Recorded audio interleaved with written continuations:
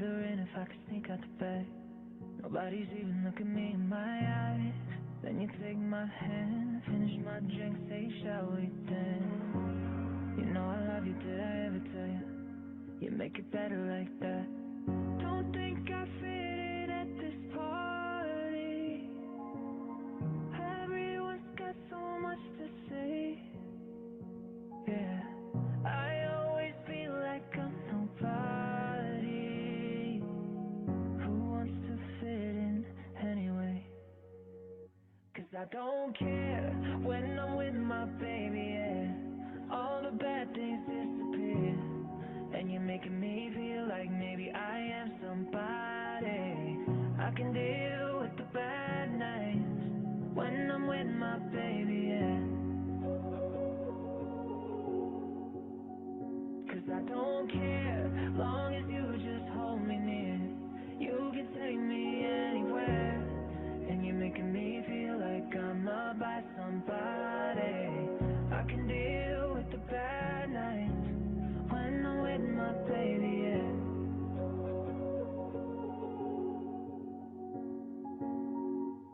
We at a party we don't wanna be at. Trying to talk but we can't hear ourselves. Red your lips, I'd rather kiss them right back. With all these people all around, I'm crippled with anxiety. But I'm told it's where I'm supposed to be. You know what? It's kinda crazy 'cause I really don't mind. Yeah, you make it better like that.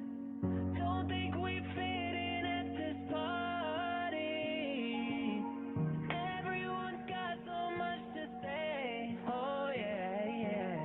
When we walked in, I said I'm sorry, but now I think that we should stay. 'Cause I don't care when I'm with my baby, yeah. All the bad things disappear. And you're making me feel like maybe I am somebody. I can deal with the bad nights when I'm with my baby, yeah.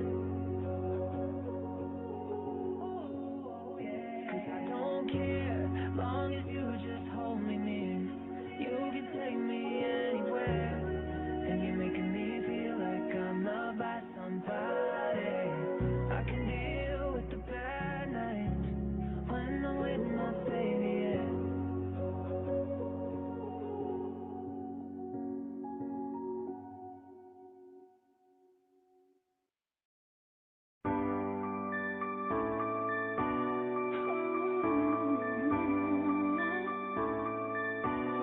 I've been reading books of old, the legends and myths, Achilles and his sword, Hercules and his gifts, Spider-Man's control, and Batman with his fist.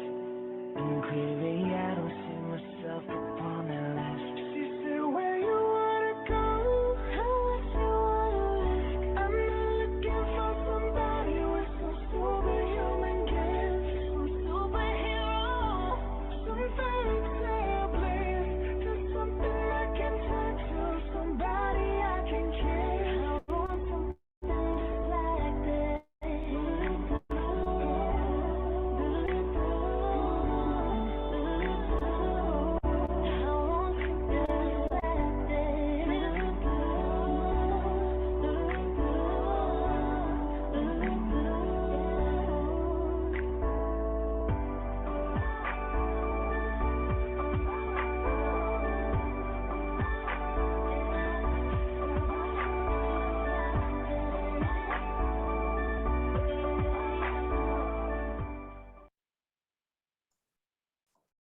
Hello everyone, selamat datang di acara webinar UiPath kali ini dengan tema Bright Future with Robots and Automation. Karena webinarnya baru akan kita mulai 10 menit lagi, kita akan menunggu teman-teman lain yang belum masuk ya. Webinar ini akan dimulai tepat pada pukul 9 pagi.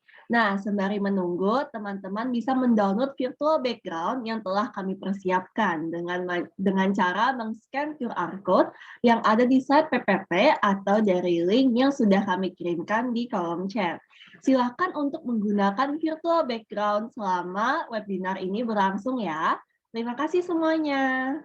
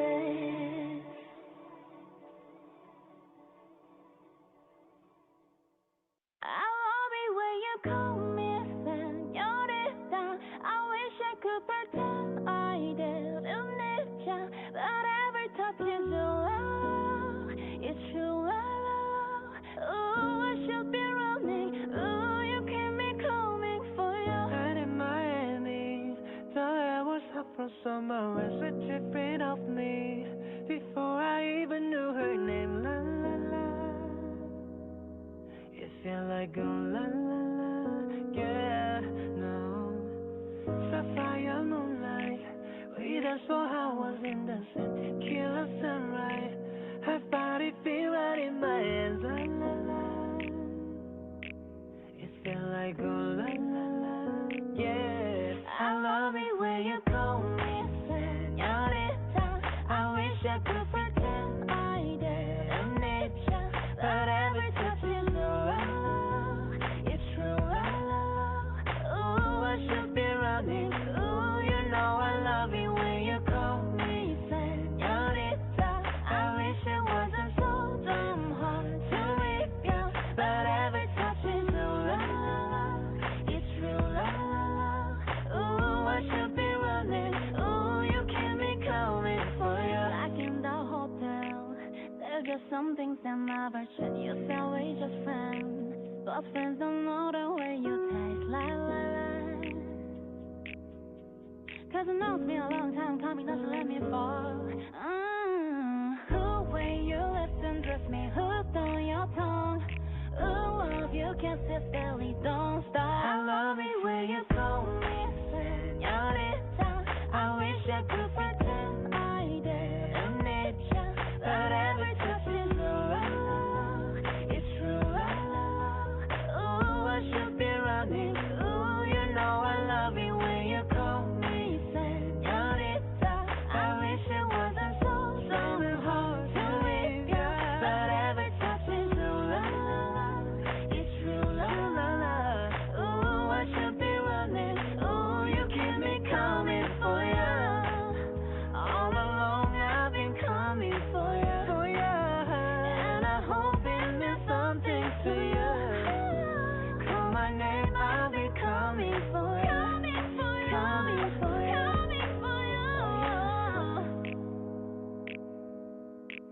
For ya.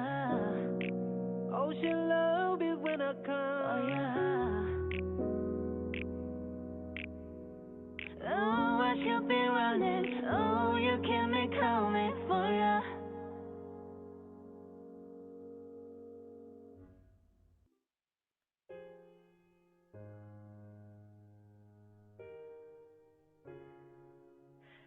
Hello, it's me. I was wondering if after all these years you'd like to meet. Halo teman-teman semua, bagi yang baru join, aku mau ingetin nih buat teman-teman untuk menggunakan virtual background yang telah kami sediakan. Teman-teman bisa mendownload virtual background dengan cara men-scan QR code yang ada pada site PPT, atau bisa juga diakses melalui link yang sudah kami kirimkan di kolom chat. Webinar hari ini akan dimulai tepat pada pukul 9 waktu Indonesia Barat. So, stay tuned guys! For the world fell at our feet. There's such a difference between us and a million miles. So how from the other side, I must have gone 1,000 times to tell you I'm sorry for everything that I've done. But when I call, you never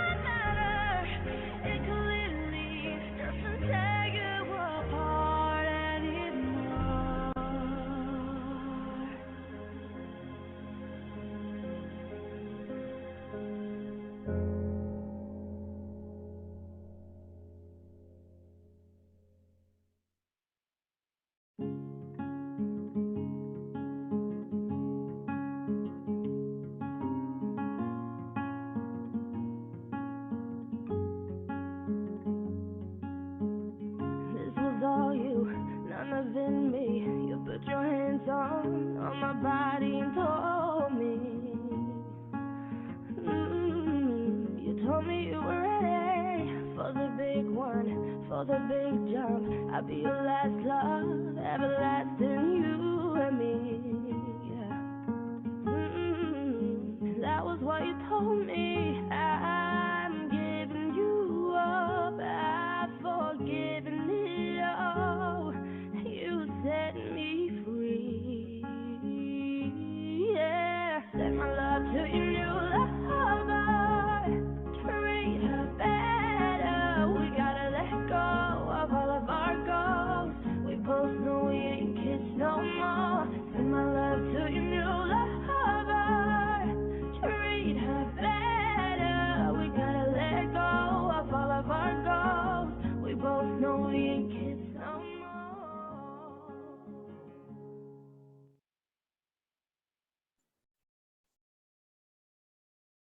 Halo teman-teman semua, selamat pagi dan sekali lagi selamat datang di acara webinar dengan tema Bright Future with Robots and Automations.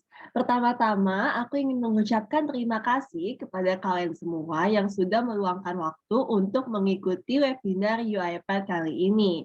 Teman-teman gimana nih kabarnya? Boleh kali ya kabarin di kolom chat. Ayo guys, ada yang lagi galau Kak? Atau mungkin baik semua nih kayaknya nih. Baik Kak, coba ada lagi. Masih sehat Kak? Oke, bagus ya, sehat.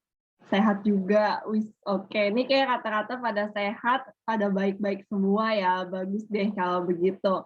Nah, teman-teman, meskipun kita lagi berada di masa pandemi COVID-19 yang udah berlangsung sekitar lebih dari setahun ya pastinya.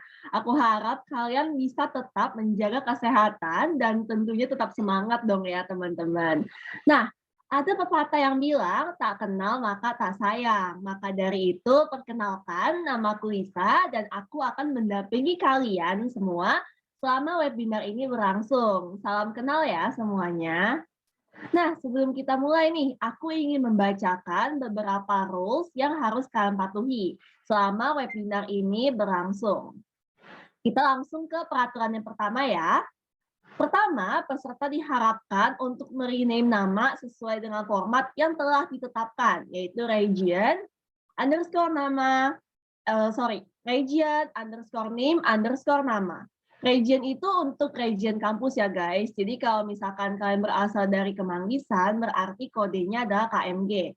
Apabila kalian dari Alam Sutra, berarti kodenya adalah AS. Untuk Bekasi, berarti kode regionnya adalah BKS, Bandung BDG, dan yang terakhir Malang adalah MLG. Untuk non-binosian bisa menggunakan umum underscore nama ya. Peraturan kedua, saat mengikuti sesi webinar ini, peserta diharapkan memakai pakaian yang rapih dan sopan. Yang ketiga, peserta diharapkan untuk menggunakan virtual background yang sudah diberikan oleh panitia di kolom chat. Peserta diharapkan untuk mengaktifkan kamera selama webinar ini sedang berlangsung. Peserta wajib mematikan mic selama webinar ini berlangsung, kecuali nanti ya teman-teman pada saat sesi Q&A, karena teman-teman diizinkan untuk bertanya langsung kepada speaker kita. Yang keenam, peserta diperbolehkan untuk bertanya melalui kolom chat selama sesi Q&A ini berlangsung. Dan peraturan yang terakhir dan tentunya nggak kalah penting ya teman-teman, seluruh peserta harus mengikuti webinar ini hingga selesai. Untuk binusian, wajib mengisi exit ticket ya, karena ini akan digunakan untuk mengklaim poin SAT kalian. Oke, kayaknya udah semua ya rules-nya. Nah, untuk teman-teman yang belum mengganti background, belum mengaktifkan kamera, dan juga belum rename namanya, aku kasih waktu sekitar 10 detik kali ya. Oke, aku hitung mundur nih semuanya. 10, 9, 8, 7, 6, 5, 4, 3, 2, 1. Oke, aku coba cek nih teman-teman semua. Kira-kira pada on cam dan ganti background belum nih? Oke, ini kayaknya udah pada mulai ganti-ganti background dan udah pada on cam ya teman-teman semua. Nah, mungkin bagi teman-teman yang masih belum juga mengganti background, belum mengaktifkan kamera, dan belum merename nama, mohon segera bisa diganti ya, teman-teman. Nah, guys, sebelum lanjut ke acara selanjutnya nih, kami ingin berterima kasih kepada seluruh media partner yang telah membantu kita untuk menyebarkan informasi tentang acara webinar hari ini. Kami ucapkan terima kasih kepada Bina Nusantara English Club, Bina Nusantara Computer Club, Sunip Curhat, dan Pengabdi SAT. Okay, so now let's move on to our main activity today. Tapi nih guys, sebelum kita mulai, kalian ada yang masih ingat gak sih hari ini kita tuh bakalan ngomongin apa di webinar kali ini? Coba dong ya, bagi yang masih ingat boleh kali ini dikabarin di kolom chat. Ayo nih kayaknya udah kelihatan langsung ya dari virtual background kita ini kayaknya jadi udah gampang banget kalau mau nyontek. Robotic and automation. Oke, betul banget ya untuk Jonathan. Nah, mungkin yang lain kalau misalkan masih ada yang nggak tahu nih, jadi hari ini kita akan membahas tentang Bright Future with Robots and Automation. Yang tentunya bisa bikin kita aware nih, sepenting apa sih robot and automation di masa depan nanti.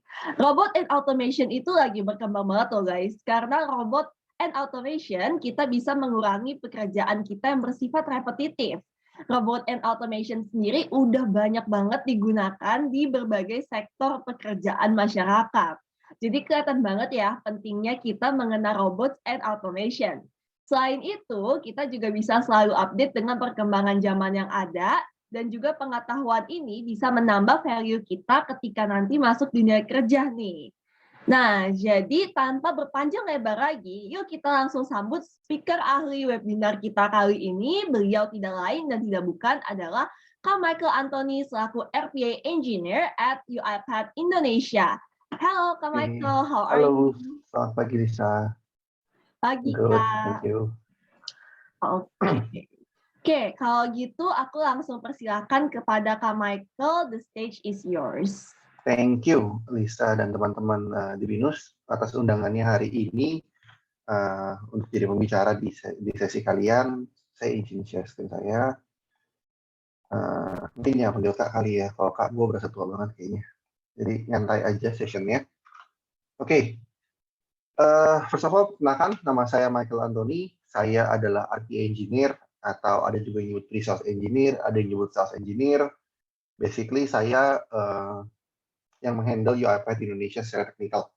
Jadi kalau ada customer di Indonesia, atau ada seseorang, atau ada siapapun lah, sebenarnya nggak hanya customer sih, yang pengen tahu soal UiPath secara technical wise, biasanya akan cari ke saya.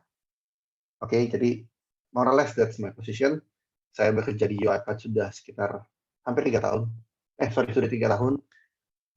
Tahun ketiga 2018 saya join, sekarang 2021. Dan 3 tahun perjalanan saya sudah engage dengan lebih dari 200-300 customer di Indonesia. Mulai dari bank-bank besar, perusahaan-perusahaan konglomerat seperti Sampurna, Jarum, dan teman-temannya. Basically hampir semua bisnis, hampir semua lini bisnis kan saya pernah engage. Dan hari ini saya diminta untuk jadi speaker. Sebenarnya saya jarang banget jadi speaker di kampus seperti ini, karena memang slide saya atau bahan yang saya bawakan biasanya lebih mengarah atau lebih tertuju kepada business user, kepada pengguna robot nanti langsung seperti apa, bagaimana nanti di bisnis atau di pekerjaan robot saya atau si UiPath ini bisa membantu. Nah, kalau diminta share untuk adik-adik di sini, adik-adik kayak tua banget gue, ke teman-teman di sini, sebenarnya saya agak bingung juga mau share apa. Cuman let me share what I know, dan mudah-mudahan teman-teman dapat gambar juga bagaimana dunia kerja. Dan nanti kalau ada sesi tanya jawab, mungkin nggak perlu tanya soal UiPath, tanya apapun soal dunia kerja, bagaimana sih kok jadi developer mungkin, atau bagaimana sih jadi pre-sales, apa sih pre-sales, atau dunia kerja itu kayak apa sih sebenarnya, gue setelah lulus ini mau ngapain sih sebenarnya. Nah, itu boleh juga ditanya, saya open sekali. Jadi mungkin hari ini memang topiknya robot dan automation, cuman mungkin saya akan lebih membawakan pengenalan bagaimana sih namanya dunia kerja, apa sih dunia kerja, dan kenapa nantinya mungkin bridging-nya kenapa robot dan automation jadi satu hal yang penting, dan kalau teman-teman punya knowledge akan robot dan automation akan jadi sebuah advantage di dunia kerja. Oke, mungkin saya mulai dengan satu video. Sorry, saya belum share sound saya. Oh, sudah. Oke. This is the story of work. It started a long time ago, on a Monday, which was handy. For as long as history itself, the humans needed to work. They wanted to work, to grow things and create things and build things, to see what they were capable of, to stand at day's end and say, I did that, which felt pretty good. So they worked more, built more, and created more, and traveled to far-off places. And then someone suggested submitting expense reports for those far-off places. His name was Glenn, and he was a jackass. Anyway, the people kept getting better at work. They built better tools to work more efficiently. They built amazing machines to work faster. They built computers to work smarter. But still, they couldn't do enough work. Because during all that work to do more work, they had created work, and not the good kind. Not the let's sit around and come up with ideas kind. Not the I can't wait to get to work so I can jump into a new project kind. The crap kind. The drudge and data and admin and the damned expense reports.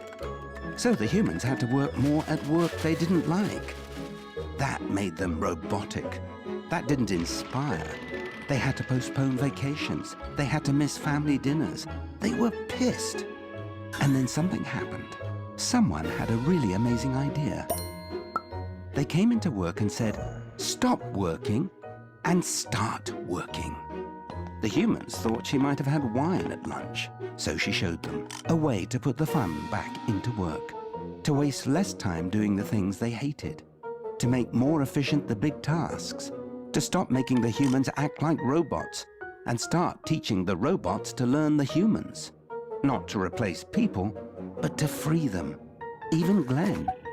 Robots that learn you. Imagine the potential, like starting over, to help us remember again that work only really works when we're happy at it.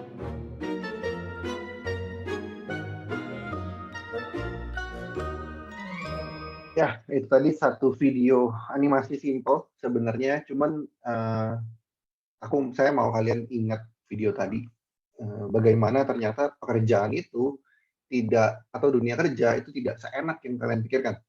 Kalau saya boleh balik, saya mau banget balik ke dunia kuliah kan. Even saya tahu tugas kuliah banyak, ketemu dosen killer, malas kuliah dan so on, saya juga lewatin itu semua. Tapi nyatanya dunia kerja itu jauh lebih membosankan. Dan banyak banget sebenarnya pekerjaan-pekerjaan, nanti kita akan lihat di belakang, pekerjaan-pekerjaan yang sebenarnya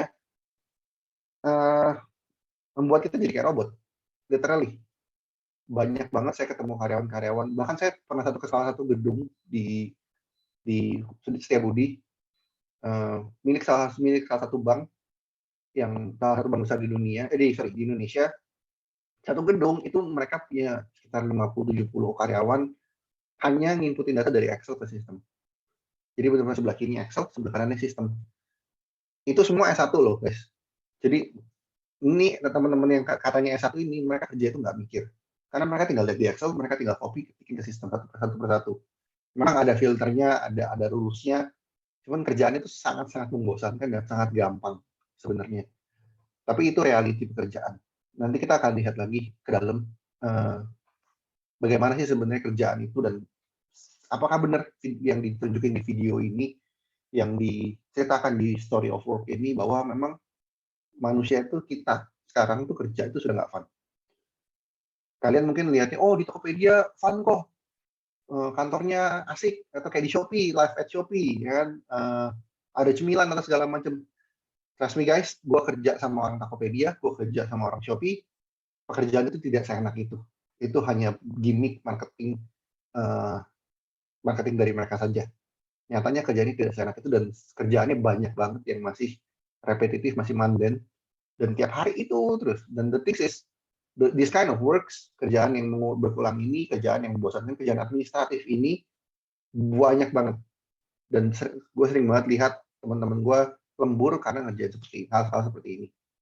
Dan 3 tahun saya kerja di Wattpad, sudah lebih dari 150 customer di Indonesia. Kita sudah banyak banget quote and quote nyelamatin pekerjaan teman-teman di dunia di customer yang tadinya lembur. Kita sering banget dapat cerita, oh tadinya kalau end of month, akhir bulan tuh pasti lembur Pak, soalnya pembukuan tutup, pasti ada closingan banyak. Kalau saya dia kerja di bank gitu ya, ada closingan banyak customer masuk kalau akhir bulan dan segala macam. Pekerjaan-pekerjaan yang seperti itu sudah mulai kita bisa geserkan. Kita bisa mulai gantikan dengan robot. Oke? Now, di kata-kata gantikan, remember that, we will get back to that. Nah, sekarang pertanyaannya adalah, are you keeping up with digital transformation? Apakah teman-teman di sini yang masih muda-muda di sini, yang masih kuliah ini sudah keep up dengan automation atau digital transformation, sorry. Kalau kita look back sedikit teman-teman, sebenarnya namanya digital transformation itu sudah terjadi beberapa kali.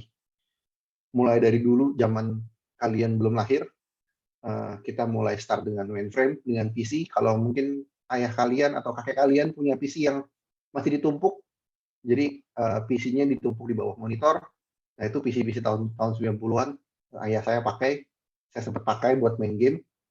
Nah itu zaman dulu itu PC mereka sudah pakai PC untuk mengubah dunia kerja, bagaimana bisa lebih cepat. Kemudian saya yakin teman-teman tahu software sekarang banyak banget software. Kita pun sekarang lagi ngobrol di software.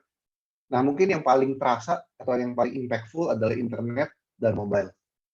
Hal apa yang kita nggak bisa akses sekarang di mobile?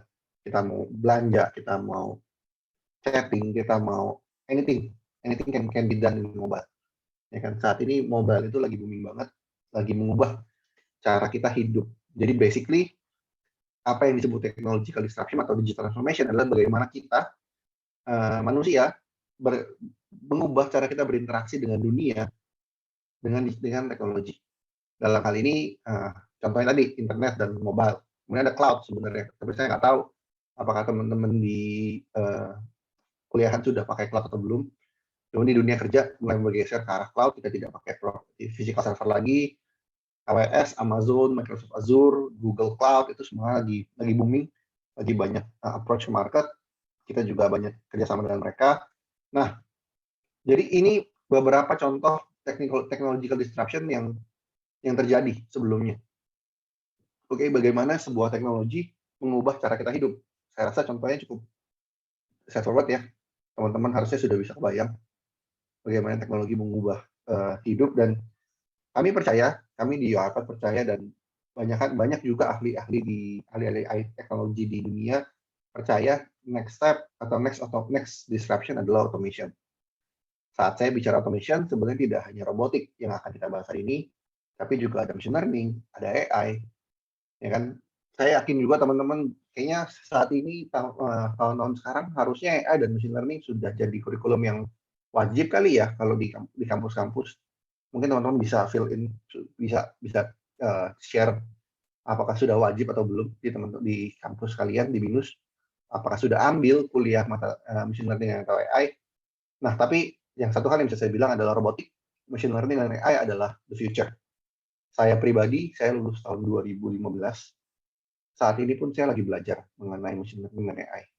Karena saya mau keep up dengan teknologi, saya mau dapat kerjaan yang lebih baik tentunya. Caranya bagaimana? Caranya adalah kita belajar mengenai teknologi baru, teknologi yang memang the future. Kalau kita stuck hanya di mobile atau stuck hanya di website saja, kita akan ketinggalan dengan teman-teman kita yang moving ke machine learning dan AI. Oke, dan sekedar information teman-teman, saat ini salah satu pekerjaan IT yang gajinya paling besar di dunia adalah data analis, which is part of machine learning dan part of AI. Jadi kalau teman-teman masih bingung mau apa nyebutnya, mau fokus di mana kuliahnya, penjurusan ke arah mana, machine learning dan AI adalah satu hal yang paling menarik dan paling laku di dunia saat ini. Oke, besides that ada juga robotik yang akhirnya kita bahas, dan mudah-mudahan teman-teman dapat pembekalan sedikit mengenai apa sih robotik, dan biar teman-teman bisa tahu, oh, gue bisa jadi duit loh dari robotik, gue bisa dapat kerjaan dari robotik. Oke. Now, selain tadi kita ada technological disruption, sebenarnya kita bisa lihat langsung namanya technological disruption ini nggak cuma di bagaimana kita hidup. Tadi saya bilang, oh, dengan mobile kita bisa mengubah cara hidup kita, dengan internet kita bisa mengubah cara hidup kita dan segala macam cara kita berinteraksi dengan dunia.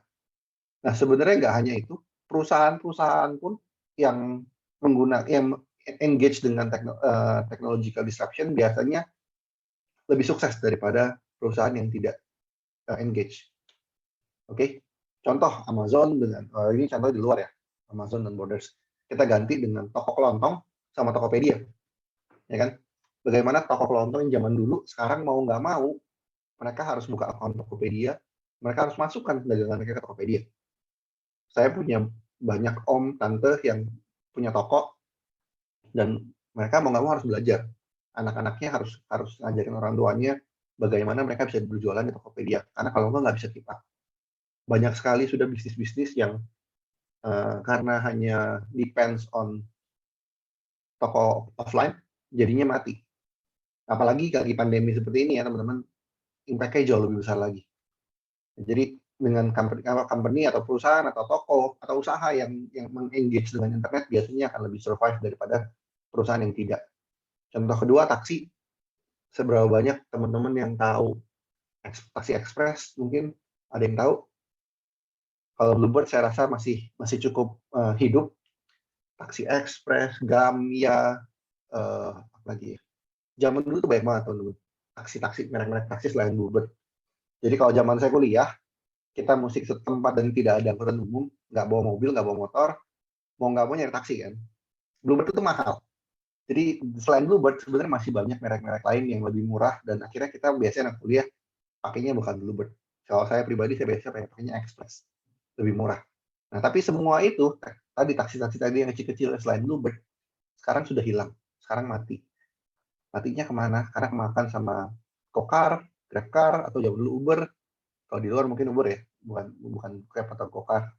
Tapi ya itu, nyatanya seperti itu. Dan dengan teknologi mobile itu benar-benar mengubah perusahaan-perusahaan. Mau nggak mau mereka harus keep up. 2016, saya kerja dan kita engage dengan Bluebird. Saya datang ke Bluebird, kantor Bluebird, saya tawarkan ke Bluebird. Saya dan bos saya, kita tahu bahwa mobile pasti akan berubah. Bagaimana bisnis engage. Kemudian saya dan bos ke Bluebird, nawarin, Pak mau nggak kita bikinin apps sebenarnya serupa dengan si Gojek atau Grab. App simple untuk ride hailing. Jadi orang-orang tinggal download, tinggal pencet dia lokasi di mana, Bluebird tinggal samperin. Pada zaman itu belum ada Grab, belum ada Gokar. Kita engage dengan Bluebird supaya mereka bisa engage lebih jauh dengan customer. Kalian tahu apa yang dikatakan Bluebird saat itu ke saya? Enggak Pak, kita nggak butuh. Kita sudah banyak sekali penumpang yang request. Dia by phone saja sudah tidak berhenti. Jam 2 pagi, jam 3 pagi, jam 4 pagi masih banyak orderan kita. Jadi kayaknya untuk saat ini kita nggak mau invest ke sana. Kita nggak mau beli mobile apps-nya. Nggak masalah. Tapi ya kalian bisa lihat sendiri. Sekarang mau nggak mau Bluebird harus keep up dengan mobile, dan sebenarnya kalau teman-teman ingat 2018 Bluebird mau nggak mau ngikut atau nempel dengan Gokar. Jadi mereka kerjasama dengan Gokar, taksi-taksi Bluebird dikasih aplikasi Gokar. Padahal 2016 kita sudah tawarkan bahwa oh ini teknologi bisa merubah loh. Tapi mereka tidak mau mendengarkan. Nah, itu kenyataannya. Dan itu it's history, dan sekarang semua sudah berubah. Mau nggak mau mereka harus keep up. Oke, nah sebenarnya masih banyak lagi contoh kayak Netflix. Saya yakin teman-teman di sini semua punya Netflix, YouTube. Saya rasa untuk anak-anak muda sudah cukup menggantikan TV ya. Saya nggak tahu sih teman-teman di sini masih nonton TV nggak. Saya pribadi sudah, selain di hotel, kecuali saya lagi keluar kota di hotel, saya nggak pernah nonton TV. TV saya koneknya ke YouTube atau Netflix. Jadi TV Indonesia saya sudah hampir tidak pernah nonton lagi. Dan percaya nggak percaya, sebentar lagi TV akan digantikan dengan semacam Netflix seperti ini. Ya kan? Kalau teman-teman lihat HBO pun sekarang sudah berubah jadi HBO Go. Mereka nggak rely on sama digital TV lagi, mereka rely on sama TV on demand. Oke, ya ini sedikit contoh aja teman-teman, bagaimana automation mengubah cara sebuah company atau cara kita hidup lah, in general. Bagaimana automation mengubah cara kita hidup. Nah, sekarang saya ada pertanyaan, mungkin teman-teman boleh jawab di kolom chat. Menurut teman-teman, dengan automation nih, dengan robotik, dengan AI, dengan machine learning, makin banyak atau makin dikit sih kerjaan di dunia ini? Yuk, boleh mungkin teman-teman jawab di chat biar saya tahu nih kira-kira gambarannya teman-teman, bayangannya seperti apa sih dengan automation? Apakah kerjaan makin banyak? Apakah malah banyak kerjaan-kerjaan tergantikan? Halo? Oh, Monica, banyak pekerjaan. Ada yang lain? Semakin bervariasi. Oke. Ya, oke. Mungkin saya mungkin yang lain nggak perhatikan, saya juga nggak tahu. Oke, nggak masalah. Dengan automation makin banyak atau tidak makin pekerjaan, mungkin kita bisa look back sedikit ke history, dan sebelum itu mungkin kita lihat dulu pekerjaan itu seperti apa sih. Nah, nyatanya teman-teman, pekerjaan di kantor itu macam-macam ya. Pekerjaan di sebuah kantor itu banyak sekali. Mulai dari yang administratif, kalau teman-teman lihat sebelah kiri ini sebenarnya gambarin administratif, kerjaan yang berulang-ulang. Ada juga kerjaan yang penuh dengan meeting, ada juga kerjaan yang penuh dengan idea. Now the question is, which kind of works you want to do? Pekerjaan yang seperti apa yang mau kita lakukan? Apakah yang duduk aja di sini kerjain terus, administratif, atau mau yang kerja banyak meeting, atau yang seperti apa? Ya kan? Ini nyatanya dunia kerja seperti ini. Nah, kalau ditanya apakah dengan automation pekerjaan bertambah atau berkurang, sebenarnya kalau saya bisa bilang, nanti kita akan lihat di belakang, bukan bertambah atau berkurang, teman-teman. Sebenarnya kalau dibilang bertambah enggak juga, dibilang berkurang juga enggak. Cuma pekerjaannya bergeser. Orang-orang atau teman-teman yang tadinya kerja dengan administratif biasanya akan bergeser. Dialih posisikan jadi kerjaan yang lebih mikir, kerjaan yang lebih butuh ideas. Oke? Nah, dan itu juga sebenarnya yang kita mau coba achieve. Kita bukan mau gantikan pekerjaan. No, people cannot be changed. Menurut saya tidak akan sampai waktunya, tidak akan sampai nanti di masa depan manusia jadi nggak punya pekerjaan, semua kerjaan robot. Enggak. Tetap aja banyak pekerjaan yang tetap butuh human judgment. Dan doesn't matter how strong your AI is, sampai saat ini belum ada belum ada AI yang bisa fully menggantikan manusia. Karena manusia punya otak, manusia punya hati, dan itu yang tidak dimiliki robot. Nah, kalau sedikit kita look back ke masa lalu, mungkin zaman teman-teman belum pada lahir kali ya, saya nggak tahu. Harusnya tahun 2000-an ya harusnya di sini ya. Nah, zaman dulu teman-teman, kalau teman-teman tahu atau mungkin saya sudah share aja. Zaman dulu teman-teman sebelum ada ATM, jadi ATM itu baru tahun 90-an kalau saya nggak salah ingat, coba saya nyontek. Ya tahun 80-an. Tapi 80-an di US, mungkin Indonesia 90-an. Tahun 90-an ATM itu baru ada. Nah, sebelum tahun 80-an, kalau teman-teman mengambil duit atau teman-teman menyetor duit, itu harus ke bank, harus ke teller, harus ngantri, kemudian dilayani. Sekarang pun masih ada pekerjaan yang seperti itu, transaksi yang seperti itu. Kalau kalian transaksi di atas 1 juta, biasanya akan tetap ke bank. Karena ATM kan hanya melayani yang kecil-kecil. Tapi zaman dulu, yang kecil pun masih dilayani oleh teller. Maka dari itu, bank zaman dulu, teman-teman, kalau teman-teman lihat, saya nggak tahu teman-teman bisa lihat atau enggak. Kalau teman-teman tahu, bank zaman dulu tuh besar-besar, gede-gede gedungnya. Bukan gede karena dia karyawan kantor utama atau kantor pusat, gede, enggak juga. Cabang pun besar. Dan biasanya satu cabang itu punya banyak teller. Bisa sampai 20-30 teller. Oke, kenapa? Karena tadi transaksi kecil pun semua harus dilakukan di teller. Dan kalau di atas jam 3 udah nggak dilayani lagi. Jadi mereka harus punya banyak teller, banyak sekali kerjaan teller pada saat itu, dan zaman mama saya muda itu, teller itu kerjaan yang lumayan bergengsi. Karena gajinya besar pada saat itu. Oke, and then waktu ATM keluar, banyak banget orang yang skeptical, banyak banget orang yang protes. Wah, dengan ATM, kita nggak punya kerjaan lagi dong. Teller jadi nggak punya pekerjaan lagi dong. Orang-orang yang tadi kerja teller mau makan apa nih jadinya? Kita nggak punya pekerjaan. Banyak banget ketakutan itu, dan nyatanya, kalau teman-teman lihat ini ada statnya, Kalau teman-teman lihat nih, di sini dia teller mulai employed dan dia booming dari 200.000 ya, 300.000 naik ke hampir 400.000. Waktu ada ATM, teman-teman lihat meskipun ATM-nya naik, jumlah ATM-nya naik, tapi jumlah employee-nya tidak berkurang. Kayak tadi saya bilang, sebenarnya automation atau teknologi tidak mengubah jumlah pekerjaan yang ada. Yang ada adalah berubah. Pekerjaannya berubah atau pekerjaannya pindah. Teller yang tadinya istilahnya cuma ngurusin yang transaksi kecil-kecilan, sekarang berubah jadi customer service. Jadi mungkin kalau teman-teman buka ATM hilang atau sejenisnya lah, pekerjaannya jadi berubah. Atau mungkin jadi bukan teller lagi, dia pindah jadi credit analyst, dia pindah jadi marketing, jadi sales. Makin banyak karena dengan automation bisnis meningkat, jadinya pekerjaan itu berubah dan pekerjaan itu tetap makan banyak employee. Jadi nggak perlu takut dengan teknologi kerjanya ditambah dikit ya kok. Nggak juga sih sebenarnya. Not exactly that. Bahkan sebenarnya kalau saya tunjukin next-nya ini, sejak ada komputer, pekerjaan yang hilang dan pekerjaan yang created itu jauh sekali. Banyak kan kerjaan yang created. Jadi kerjaan created biasanya tetap pindah dari pekerjaan yang lost. Jadi orang-orang yang bilang pekerjaan bukannya nggak ada kerjaan, tapi pekerjaannya berubah. Tadinya kerjaan yang jauh lebih simpel jadi kerjaan yang lebih rumit. Oke, nah itu sebenarnya bridging untuk ke next slide. Pekerjaan itu berubah, tadi saya bilang. Dan untuk mengubah pekerjaan, teman-teman harus melakukan apa yang namanya atau upskilling. Jadi bagaimana kita, karyawan nih, kita sekarang yang sudah bekerja harus adaptasi. Mau nggak mau, kayak saya baru lulus, cuman saya mau nggak mau, saya mesti ambil kuliah lagi. Ambil kuliah untuk belajar soal machine learning, soal AI, karena pada zaman saya, mata kuliahnya masih sedikit sekali yang bahas dua topik ini. Karena masih belum umum. Jadi mau nggak mau saya belajar. Dan itu juga yang terjadi di dunia.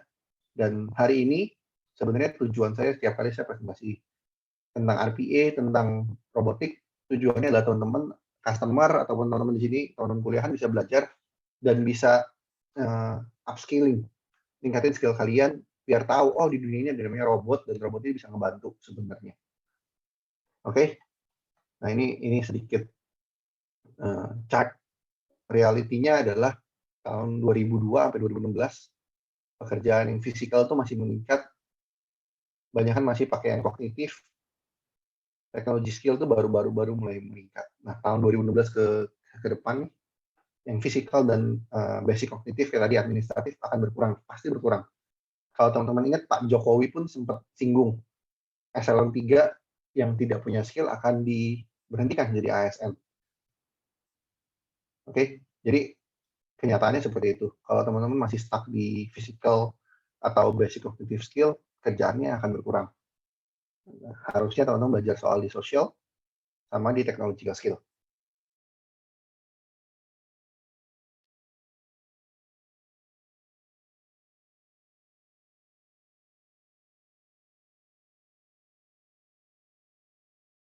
Oke, ya ini sedikit di masa depan kira-kira jadi apa sih? Nah, ini kurang lebih sedikit gambaran. Belajarlah soal social skills, bagaimana kalian bisa doing presentation, engage dengan customer, engage dengan senior, engage dengan junior.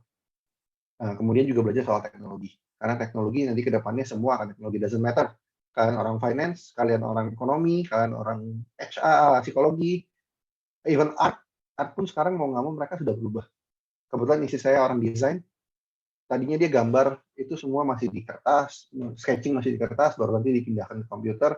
Sekarang dia sketching semua udah di iPad. Semua dilakukan di iPad. Jadi teknologi itu mencakup semua bagian hidup. Jadi nggak cuma soal IT. Oke? Now, tadi sedikit mengenai pekerjaan, bagaimana pekerjaan sebenarnya dan bagaimana automation mengubah cara kita bekerja, cara kita hidup. Mudah-mudahan teman-teman dapat insight sedikit. Sorry kalau saya kebanyakan bacot, yang nggak ngalor ngidul. Kita masuk ke topik utamanya sekarang. Nah, pertanyaan saya pertama, apa sih robot itu? Kan tadi kita ngomong soal robotic process automation. Oke, Nah, kalau saya minta tolong minta teman-teman gambarkan di otak kalian sekarang robot itu seperti apa, mungkin yang akan teman-teman bayangkan adalah yang seperti ini. Ya. Ini robot, meskipun ini orang cosplay sebenarnya, cuman yang di cosplay adalah robot. Atau yang seperti ini, Asimo. Ada yang tahu Asimo? Zaman dulu pertama kali dia keluar tuh booming sekali. Atau robot seperti ini yang di pabrikan. Yang mungkin yang kemarin viral tuh robot bikin ramen, robot untuk bikin ramen. Atau mungkin mesin cuci pun sekarang sudah robotik. Sudah ada AI-nya, sudah dia bisa tahu kapan mesti mati, kapan mesti nurunin suhu dan segala macam. Sekarang sudah canggih, bahkan mesin cuci pun sudah canggih. Atau mungkin ada yang punya ini di rumah, robot seperti ini. Kebetulan saya di rumah pakai robot seperti ini untuk bersih-bersih. Karena gampang, tinggal dipencet, saya tinggal, dia bisa bersih sendiri. Oke. Dan sebenarnya kalau teman-teman lihat, ini robot-robot ini pun sudah cukup quote-unquote menggantikan pekerjaan. Di rumah saya sudah tidak pakai asisten rumah tangga, karena mesin cuci semua sekarang sudah robotik, saya tinggal masukin baju, saya tinggal pencet sekali, saya tinggal, baju saya sudah kering, tinggal saya jemur sedikit. Nyapu ngepel pun sudah ada robot, saya sudah tidak lakukan nyapu ngepel, semua robotik. Atau mungkin yang terakhir, bukan terakhir, sebelum terakhir robot seperti ini, ada yang punya di rumah? Atau ada yang main drone? Kalau ada, drone itu pun robot sebenarnya, salah satu jenis robot, ya kan? Dan saya juga punya robot drone yang lebih kecil, bukan DJI Phantom 2 ini, yang lebih kecil. Cuman drone juga robot. Apakah ini yang robot yang kalian pikirkan? Atau sebenarnya robot yang seperti ini, yang mungkin saat ini teman-teman lagi webinar ini pun lagi pegang. Handphone kalian pun sebenarnya robot. Sebenarnya komputer, sebenarnya mesin. Siri di dalamnya kan itu robot ya. Kayak teman-teman bilang, hai halo Siri, atau hai Siri, sekalian tanya, atau hey Google, kalian tanya ke handphone kalian. Itu semuanya robot. Oke, itu semua technological yang at some point dibilang sebagai robot. Karena basically robot adalah mesin, robot adalah sistem yang dibuat oleh manusia untuk membantu manusia itu sendiri. Jadi bentuknya bisa macam-macam, teman-teman. Tadi bisa dari alat cuci piring, alat cuci baju, alat cuci piring juga ada sekarang, dishwasher, atau robot nyapu ngepel, atau drone, atau handphone, ya kan, macam-macam jenisnya. Tapi hari ini teman-teman, saya tidak akan bahas robot-robot yang seperti ini. Robot yang kita bahas hari ini adalah robot yang bentuknya software, yang specifically dibuat untuk mengarah atau engage ke arah pekerjaan yang repetitif, pekerjaan yang administratif. Karena tadi, baik lagi kita mau menggantikan atau kita mau mengubah pekerjaan yang administratif jadi kerjaan yang mungkin lebih butuh human judgment-nya. Oke? Nah, kalau secara definisi, sebenarnya ini definisinya macam-macam, panjang lebar. Saya nggak suka dengan definisi seperti ini. Simpelnya seperti ini, teman-teman. RPA itu teman-teman jangan terfokus pada kata-kata robotiknya, karena kalau terfokus pada kata-kata robotiknya, jadinya kayak tadi tuh, yang slide sebelumnya tuh, robot macam-macam kan. Cuman terfokuslah pada kata-kata proses automation. Jadi RPA adalah robotik atau software atau sistem yang mengotomasi atau mengotomate sebuah proses. Proses bisnis, proses pekerjaan yang tadinya masih manual, kita otomasikan, kita jalankan dengan robot, biar robot yang kerjakan. Caranya seperti apa? Caranya adalah si RPA akan mengemulate seseorang dengan cara memimik, teman-teman. Gampangnya memimik apa yang manusia lakukan. Kalau sebelum ini saya kerja di finance, saya mesti buka Excel, kemudian saya mesti buka Firefox, saya mesti input satu persatu data di Excel saya ke Firefox-nya. Ya, robot juga akan lakukan the exact same thing. Robot juga akan buka Excel, robot juga akan buka website-nya, kemudian akan mengetik satu persatu. Jadi, simpelnya robot itu benar-benar niruin apa yang kita manusia lakukan. Oke, bedanya si RPA itu tuh nggak bisa mikir. Tapi RPA kita bisa ajarkan rules permainannya. Contoh, kalau web page-nya nggak kebuka, pencet refresh. Atau kalau Excel-nya nggak kebuka atau Excel error, mesti ngapain. Atau kalau sudah selesai, saya mesti ketik Excel balik, atau saya mesti ngirim email ke Michael atau ke PIC yang lain. Nah, itu kita bisa bikin set of rules-nya, kita bisa ajarkan robotnya, dia harus ngapain, dia mau ngapain hari ini. Oke, nanti kita akan lihat, mungkin mudah-mudahan waktu cukup, kita akan lihat robotnya seperti apa, develop-nya seperti apa, pengembangannya seperti apa. Sebenarnya kalau teman-teman di sini sudah belajar Visual Basic, atau mungkin Java pakai Eclipse, similar, saya nggak tahu masih pakai Java nggak teman-teman di sini. Harusnya masih sih ya. Cuma pada zaman saya belajar VB.NET sama Java. Similar sebenarnya, bedanya kalau Java atau VB.NET itu full coding. Semua decoded, ya kan? Semua diketik step by step-nya. Fungsinya diketik semua, terus rules-nya diketik semua, if-nya diketik semua. Nah, kalau di sini bukan diketik teman-teman, tapi drag and drop. Jadi teman-teman akan lihat bentuknya seperti apa. Nah, yang paling penting sebenarnya adalah CRPA ini kita, karena dia jalannya sama seperti manusia, kita nggak ngotak-ngatik aplikasi yang sudah ada. Kalau teman-teman develop aplikasi pakai Java atau pakai VB.NET atau pakai Android, Java for Android, atau pakai Swift di iOS, itu teman-teman mau connect ke sistem harus bangun API, ya kan? Harus bangun integrasinya. Nah, saat teman-teman bangun integrasi, nggak semua aplikasi, nggak semua ERP, nggak semua sistem yang ada di kantoran itu bisa bangun API. Contoh, kalau teman-teman pakai ERP-nya Oracle, kalian mau bikin API itu mahal, karena mesti bayar ke Oracle-nya. Oke, jadi kalau teman-teman bikin aplikasi dengan Java, kemudian mau connect ke Oracle-nya, itu mahal. Nggak sesimpel bangun, kan gampang kok, tinggal bangun API, tinggal bikin API, datanya tinggal kita integrasikan. Yes, bangun API-nya, bangun transaksionalnya gampang, tapi cost-nya itu tidak mudah. Justifikasinya bisa ratusan juta untuk bangun satu API. Oke, nah dengan robotik, karena kita ngelakuin sama seperti manusia, ini teman-teman bisa lihat langsung, kita nggak ngotak-ngatik aplikasi yang sudah ada, karena kita pakai GUI-nya mereka, kita pakai UI-nya mereka, kita pakai user interface mereka, robot akan login ke aplikasi mereka tanpa mengganggu aplikasi yang sudah ada. Oke, nanti mungkin teman-teman bisa lihat aja langsung bagaimana produknya, jadi biar lebih kebayang. Cuman sedikit gambarannya seperti itu. Jadi RPA basically kita memimik manusia seperti apa, bantuan bagaimana si robot bisa memimik, yaitu dengan kita membuat set of rules, kita membuat aturan mainnya, robotnya mesti ngapain, sampai step ini mesti ngapain, kalau begini mesti ngapain, dan segala macam, pakai if lah, simple if. Kemudian si robot juga tidak mengotak-atik aplikasi yang sudah ada. Oke, nah kalau ngomong outcomes, mungkin tidak akan bunyi ke kalian outcomes-nya, karena biasanya ini lebih ke buat company. Slide saya biasanya saya show ini ke company. Kalau company biasanya mereka baru akan oh ternyata ini loh benefits-nya. Cuman let me share a story. Ada yang punya kartu kredit di sini?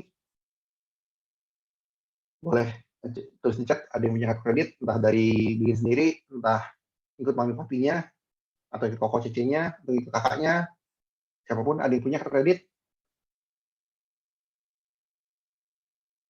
Nggak ada?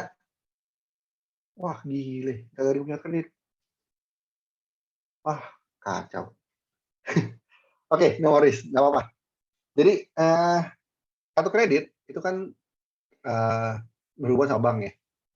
Kalau teman-teman punya kartu kredit dan teman-teman let's say mau tutup kartu kredit kalian, atau jangan kartu kredit deh, kita ngomong jangan kartu kredit,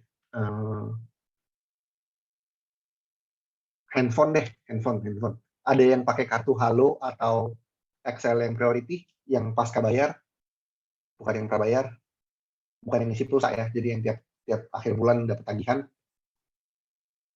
Ada yang pakai? Oke, ada, alhamdulillah. Nah, jadi kalau teman-teman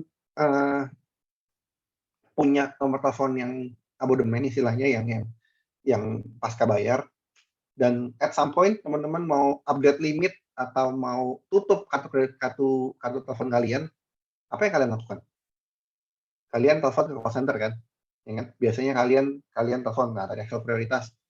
Kalian telepon ke Excel, halo Mbak, saya mau tutup kartu telepon saya mau tutup nomor saya nggak mau pakai lagi. Oke, biasanya teman-teman tidak akan nomor kalian itu tidak akan ditutup saat itu juga. Yang terjadi di belakang sebenarnya adalah banyak yang bilang, oke Pak, Bu, saya akan blokir. Oke, ke Excel Center juga same thing. Yang terjadi adalah mereka tidak akan langsung tutup kartu kalian, yang akan terjadi adalah kalian kartunya akan di blokir sementara, oke? Kemudian data kalian itu akan dikirim ke satu gedung atau ke satu divisi tertentu. Kemudian data itu akan diproses. Diprosesnya seperti apa? Prosesnya kalian dilihat nih, oh nomor teleponnya sekian, namanya si tadi siapa nih yang ketik terus nih, Yose ya, sorry kalau namanya salah, si Dwi deh, gampangnya Dwi. Nah, namanya Dwi. Kemudian tanggal lahirnya sekian dan segala macam informasi dicocokin. Data ini kemudian akan dibuka di sistem. Setelah dibuka di sistem akan dilihat tuh. Kalian punya kalau di telepon apa ya? Kalian punya cicilan, punya tunggakan nggak? Nomornya masih nunggak atau enggak? Atau mungkin kalian ada berlangganan apapun lah, berlangganan A, berlangganan B, berlangganan C dengan si handphone. Atau kartu kredit, kalian punya cicilan, ya kan? Cicilan kartu kredit. Punya nggak sih kalian data ya tadi cicilan atau tunggakan atau apapun? Mereka biasanya punya kriteria, kalau kemarin saya kerjasama dengan Bank Mega punya sekitar 40-an kriteria sebelum kalian bisa tutup kartu kredit kalian. Oh, nggak punya kartu kredit, nggak punya cicilan, nggak punya apa segala macam. Baru kemudian saat kalian sudah memenuhi kriteria tadi, baru kartunya akan ditutup atau nomor teleponnya akan ditutup. Nah, biasanya terjadi itu H+1. Kenapa? Karena setiap sore data kalian tadi dari call center, dari Excel center atau dari call center, data ini akan dikumpulin dulu, secara bulk akan dikirim ke tim yang terkait, besok pagi akan dikerjain. Biasanya sebelum jam 12 sudah selesai. Kemudian jam 12 masuk batch kedua. Biasanya seperti itu prosesnya. Itu meskipun kalian melihatnya, oh gampang kok tinggal telepon call center selesai. Sebenarnya nggak segampang itu. Di belakang itu prosesnya lebih panjang, lebih rumit, dan memakan waktu. Biasanya H+1, H+2 baru selesai.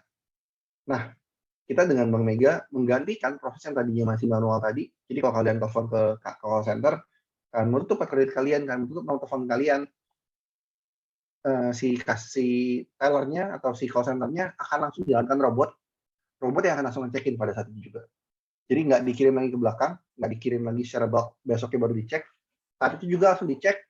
Kalau memang ada tunggakan atau tagihan, kalian akan dapat SMS biasanya. Karena kan di call center, di contact center ya, di via call center ya. Kalian akan dapat SMS menunjukkan, oh Mike, sorry, kamu bisa ditutup karena ada tagihan atau ada cicilan atau ada apapun. Kalian harus selesaikan dulu. Tadi rusus tadi ada yang ada 40-an tadi, baru kalian bisa tutup.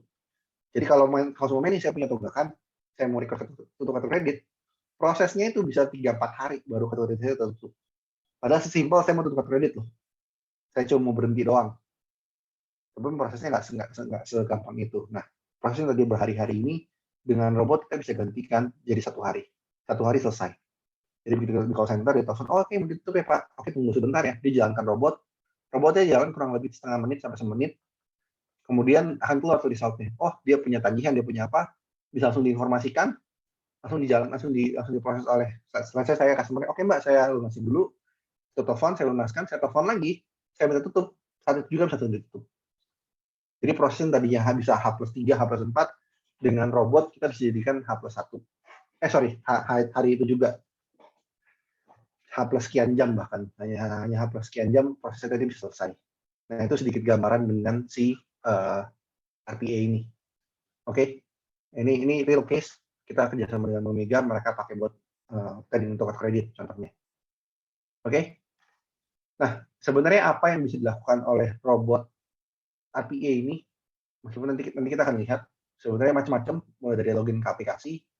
Kalau kalian saat ini mungkin ada yang pakai e-banking, atau mungkin login ke BINUS punya sistem, buat kecuali kalian mau pakai robot ngecek nilai, atau ngecek apapun lah. Saya nggak tahu, saya nggak pernah pakai, zaman saya belum ada soalnya e-learning. Login ke e-learning, atau mungkin ngopi file, pindahin file, connect ke sistem, ekstrak data, dan macam-macam. Sebenarnya banyak banget yang bisa dilakukan. Hari ini nanti saya akan tunjukkan bagaimana robot bisa membaca dari Excel, kemudian input ke sistem. Karena itu kerjaan yang paling banyak, paling redundan, paling common di perusahaan-perusahaan. Jadi jangan heran nanti teman-teman udah lulus S1, begitu kerjaannya yang input data dari Excel ke sistem. Realitinya seperti itu. Oke. Nanti kita akan lihat bagaimana bisa dilakukan dengan robot. Sebenarnya again slide ini saya pakai untuk show ke teman-teman bisnis masing-masing departemen kira-kira apa sih yang bisa dilakukan oleh si robot. Ini sedikit contoh kecil aja, tidak terbatas pada ini. Sebenarnya banyak juga masih banyak proses-proses yang bisa dijalankan dengan robot.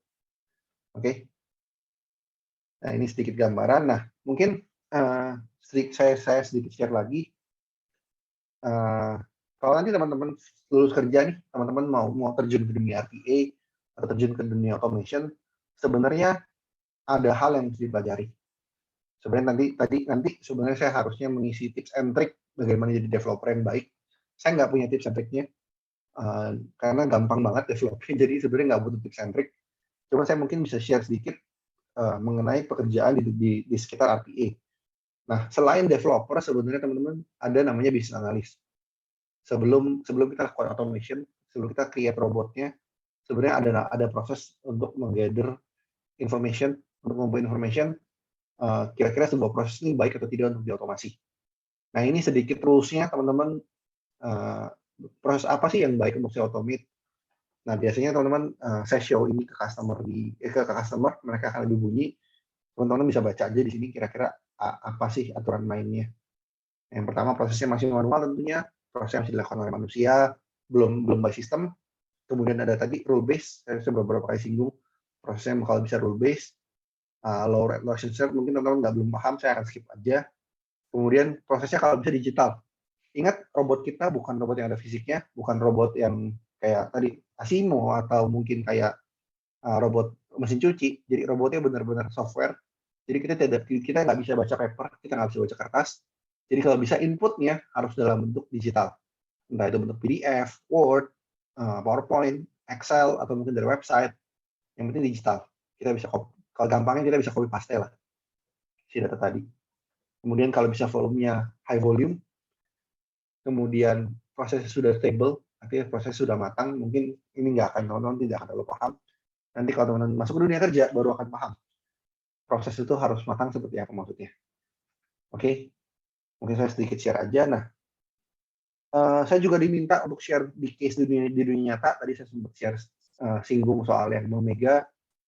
Kemudian apa lagi contoh yang lainnya?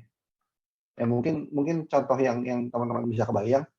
Jadi namanya modern outlet reconciliation sebenarnya. Cuman simpelnya gini teman-teman. Kalau teman-teman kerja di perusahaan FMCG seperti Wings, Indofood, atau Unilever, atau apa lagi ya, orang tua, perusahaan-perusahaan besar nih, perusahaan-perusahaan yang besar-besar ini, produknya kan dijual di supermarket ya teman-teman ya. Entah di Transmart, entah di Carrefour, entah di Range Market, entah di Farmers, entah itu bahkan di Indomaret, di Alfamart, ya kan. Produknya kan dijual di banyak outlet ya. Nah, outlet ini kita sebutnya namanya modern outlet, teman-teman. Jadi bukan pasar tradisional, bukan kayak toko kelontong, tapi toko yang lebih modern. Jadi contohnya ada Indomaret, ada Alfamart, ada yang macam-macam supermarket. Saya nggak tahu teman-teman tinggal di mana.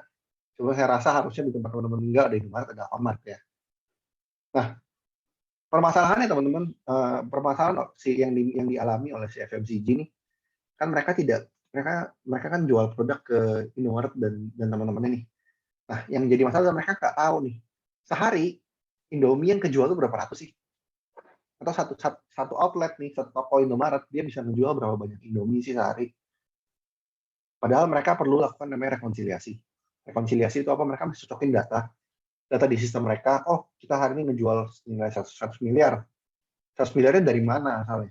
Oh, dari Indomaret A 10 juta, dari Indomaret B 10 juta, Indomaret C 10 juta, dan seterusnya. Oke, nah mereka tuh mesti cocokin data-data ini. Jadi data-data yang mesti cocokin ini, teman-teman, setiap hari ada orang yang mendownload. Jadi mereka mesti akses ke website si Indomaret. Saya lupa websitenya apa. Cuma mesti akses ke portal Indomaret, ini portalnya Alfamart, portalnya Range Market, portalnya Farmers, portalnya apa lagi, Transmart, dan macam-macam. Portal masing-masing store, masing-masing modern outlet pasti punya portal sendiri-sendiri. Dan perusahaan FMCG, perusahaan kayak Unilever dan teman-temannya, masih harus mendownload satu persatu dari masing-masing outlet setiap hari. Jadi mereka mesti download, kemudian mereka juga mesti akses ke sistem mereka di SAP, biasanya SAP atau Oracle, itu sistem ERP-nya si FMCG. Mereka mesti mendownload dua-duanya dalam bentuk Excel, kemudian mesti dicocokkan transaksinya. Oh, transaksi hari Senin. Hari Senin ini tanggal 13, berapa banyak sih yang dijual di Transmart, berapa banyak sih dijual di Indomaret, Transmart mana yang jual berapa ratus, Transmart mana yang jual berapa ratus, seterusnya. Itu mereka mesti cocokin satu-satu, teman-teman. Kebayang nggak datanya ada berapa ratus ribu transaksi yang mesti mereka istilahnya eyeballing, mesti mereka lihat satu-satu. Oh, di sebelah kiri ketemu datanya, sebelah kanan ketemu. Kalau ada nomor transaksinya, gampang ya teman-teman ya. Biasanya mungkin teman-teman kan tinggal cocokin aja tuh kok nomor transaksinya. Yang di sistem kita sama yang di sistemnya Modern Outlet. Sayangnya teman-teman, nomor transaksi ini nggak ada. Ataupun kalau ada, nggak sama antara Modern Outlet sama di SAP-nya FMCG di perusahaan ini. Jadi perusahaan itu mereka nggak ada indikator atau mereka tidak ada key. Kalau istilahnya kalau di database ada key-nya, ada key kolomnya untuk nyocokin data dari sistem satu ke sistem kedua. Mereka harus lihat satu persatu, transaksinya nilainya berapa besar, kuantitinya berapa banyak, tanggal berapa, jenis itemnya apa. Nah kadang-kadang bisa aja transaksi jual, mau yang beli Indomie goreng 10 biji, hari Senin ada 10 orang, ada 100 orang. Di Modern Outlet ada 100, tapi di sistemnya mereka itu baru 90. For some reason, entah alasannya apapun, mereka baru 90. Nah, bagaimana mereka cocokin nih? Nah, yang 10, yang 20 lagi nih nyangkut kemana nih kok? Nah, itu ada aturan mainnya teman-teman ya.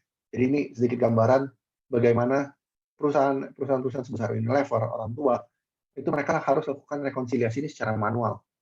Pekerjaan ini semua dilakukan oleh manusia. Teman-teman yang di kerjaan finance, yang saya nggak tahu di sini ada yang anak ekonomi atau tidak, anak akun atau tidak. Kalau ada anak akun siap-siap, kerjanya begitu. Jadi kan mesti nyocokin satu persatu data dari Excel A1 ke Excel kedua, kemudian ke Excel ketiga dan seterusnya. Setiap hari tuh ngecekin data seperti itu. Jadi sebenarnya kerjaannya nggak gitu mikir teman-teman ya. Dia cuma mesti eyeballing, cuma datanya begitu besar, datanya begitu banyak. Jadi seharian ngerjain itu doang. Nah, dengan robot kita otomasikan proses tadi yang bisa, contoh ini yang saya kerjakan, yang customer saya ini, maka proses itu bisa 1-2 hari, 1 hari lah, 2 hari kalau pas lagi end of month. 1 harian tuh sampai kadang-kadang lembur untuk melakukan rekonsiliasi ini. Proses tadi sehari ini dengan kita buatkan robotnya jadi tinggal sejam. Jadi bayangin teman-teman, kerjaan yang tadi yang harusnya lembur-lembur dikerjain banyak orang rame-rame, dengan robot itu kita jadikan tinggal sejam saja. Jadi begitu mengubah ya teman-teman ya, bagaimana si automation, bagaimana si robot bisa mengubah proses yang tadinya manual, yang super manual, yang masih dikerjakan orang berjam-jam, dengan robot jadi tinggal 1 jam. Jadi bayangin teman-teman, kerjaan anak-anak akun digantikan oleh robot. Oke. Jadi ya nggak juga sebenarnya, memang meskipun kerjaan yang rekonsiliasi digantikan, tetap ada pekerjaan atau tetap ada bagian yang tetap harus ada manusianya. Karena ini kalau teman-teman lihat sebenarnya di ujung, setelah kita create report, ujungnya kita akan email balik ke manusia untuk dilihat, untuk diperhatikan secara manual, untuk lakukan istilah verifikasi. Oke, nah ini sedikit gambaran teman-teman bagaimana proses di dunia nyata, kerjaan di dunia nyata bisa digantikan oleh robot. Oke, mudah-mudahan belum pada bosan, mudah-mudahan ngerti yang saya ngomongin. Sorry kalau bahasa saya terlalu nggak nyambung, karena again saya tidak terbiasa untuk present ke kampus. Saya biasa present ke teman-teman customer, dan kalau kalian sudah kerja, kalian akan kebayang apa yang saya maksud. Oke, nah itu tadi gambaran soal RPA. Mudah-mudahan teman-teman tahu sekarang RPA itu apa, software seperti apa. Nanti kita akan lihat juga. Saya akan demokan, saya akan tunjuk video dan running langsung. Nah, mungkin sebelum ke sana, teman-teman, atau mungkin kita show video dulu deh, biar teman-teman nggak bosan. Oke. Nah, saya show langsung aja deh. Jadi teman-teman, ini tampilannya. Jadi kalau ada yang pakai VB.NET, harusnya familiar dengan tampilannya. Karena bentuknya ngikutin banget sama VB.NET. Yang membedakan adalah kita punya nggak pakai coding. Codingnya ada, kayak sedikit masukin URL, cuma banyak kan drag and drop. Jadi sebelah kiri teman-teman, ini namanya, mungkin saya kenalin dulu. Ini namanya UiPath Studio. Jadi di sini tools atau IDE yang dipakai untuk mendevelop si robotnya. Oke, harusnya again kalau teman-teman pakai VB.NET similar bentuknya. Nah sebelah kiri teman-teman ada toolbox, ada activity-nya kalau kita sebut. Activity apa yang bisa dilakukan si robot bisa ngapain, itu semua ada di kiri sebelah sini. Oke, nah kalau kalian mau pakai sebenarnya sesimpel drag and drop aja. Oh, soalnya saya mau buka website, ya saya tinggal cari open browser, karena mesti pakai browser ya, buka website. Saya tinggal tarik ke tengah, kemudian saya masukkan nih, saya mau masukin browsernya apa, websitenya mau masukin apa. Contoh mungkin tokopedia.com gitu ya. Nah dia akan buka Tokopedia.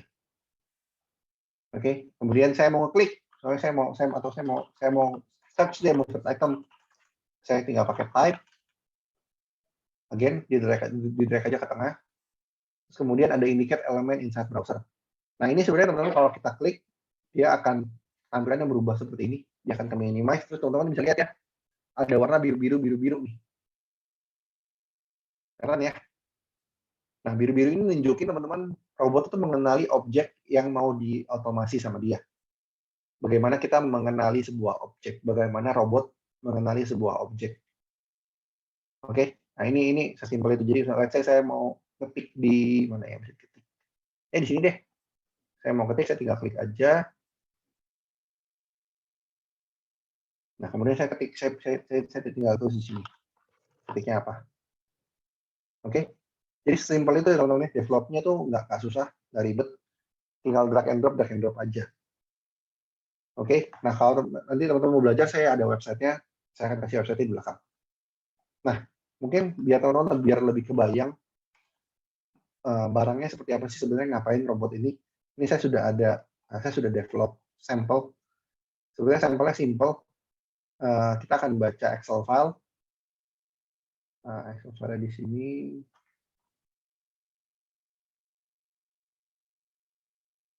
Sorry.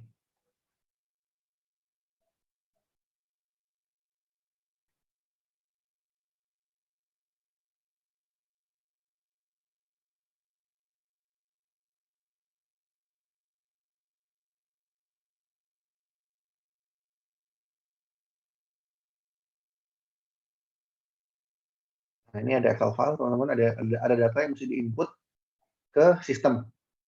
Mungkin saya tunjukin juga deh sistem ini.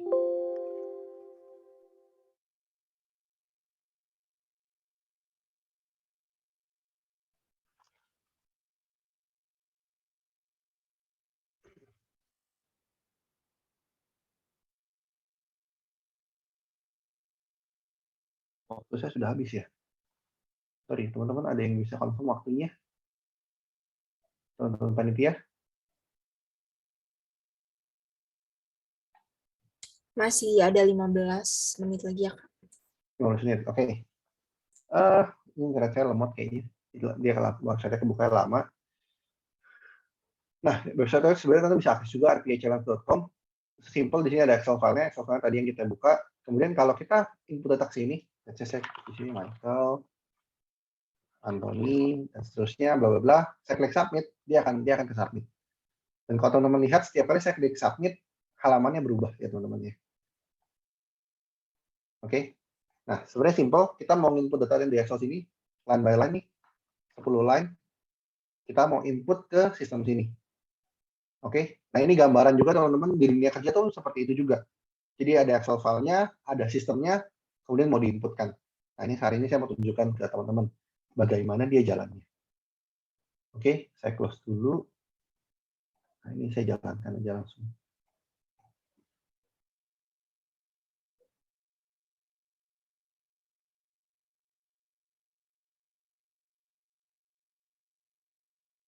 Nah, ini, mau jalan. Oh, sorry, saya komen. Sorry, my bad.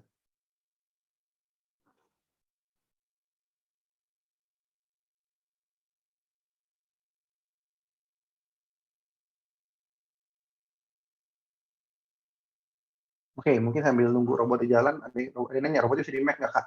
Enggak, sayangnya saat ini hanya bisa jalan di Windows. Kita ada roadmap ke Linux, tapi belum di go public. Sudah ada versi betanya, cuman saya belum dipasarkan. Jadi for now hanya Windows.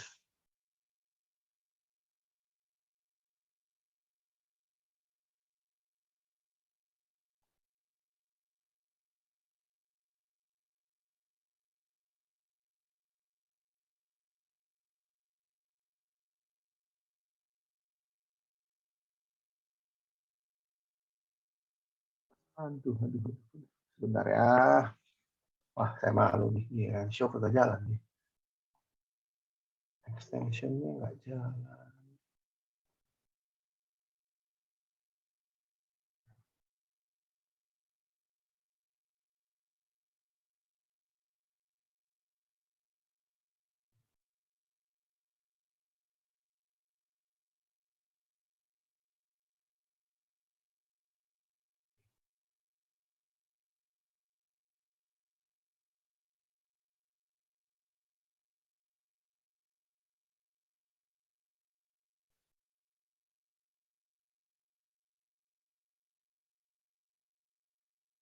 Oke, ada yang nanya sama saya bagaimana pengalaman saya bisa kerja di Wattpad dan boleh ceritain background saya kuliah apa.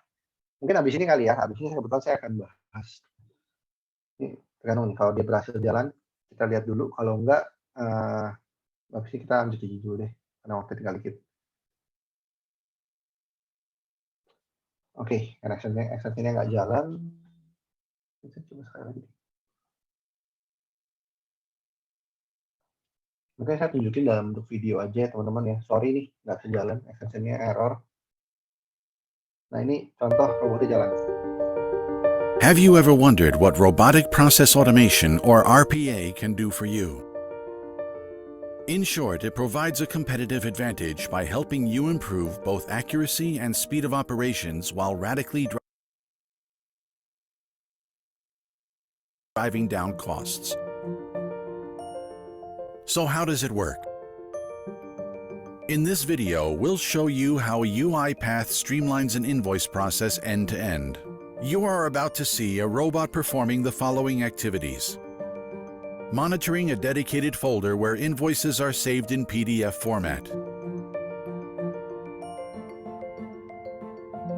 reading invoices from that folder one by one,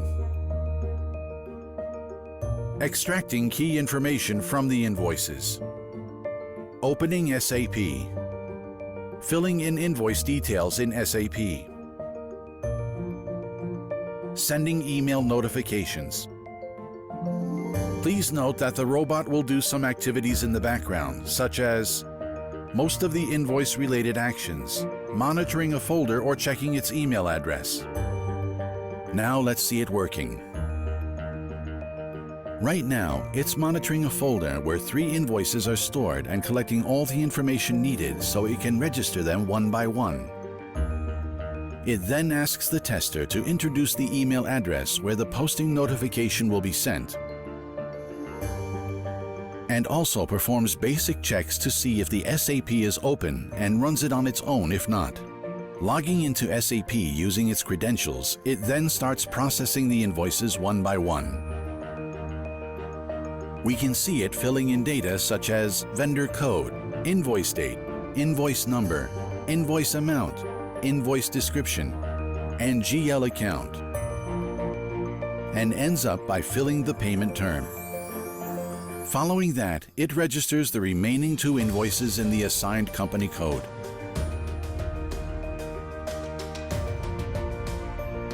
An email containing the SAP registration number is sent automatically by the robot after successfully registering each invoice. Checking in the background, the robot verifies whether the VAT on the invoice matches the one in our database, and if so, will post it automatically. Otherwise, it will park it and send a dedicated email to the responsible person highlighting this difference and asking what to do: post the invoice or to cancel it and send it back to the vendor. All the invoice's details are visible in the email it sends, so let's reply with yes to the message for an invoice with a VAT difference. Finally, it will check its email address in the background, access SAP using the appropriate transaction code, and post the invoice.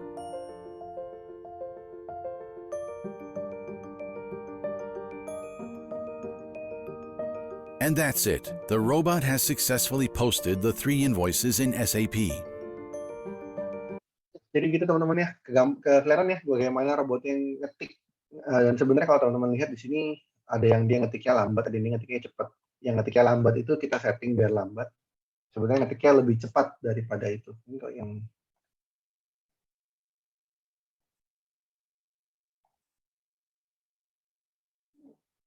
nah ini yang sebenarnya Email robotnya address in the seperti ini. background. Access SAP using the appropriate Jadi dia ngetiknya jauh lebih cepat sebenarnya daripada itu kan ngetik satu persatu ya.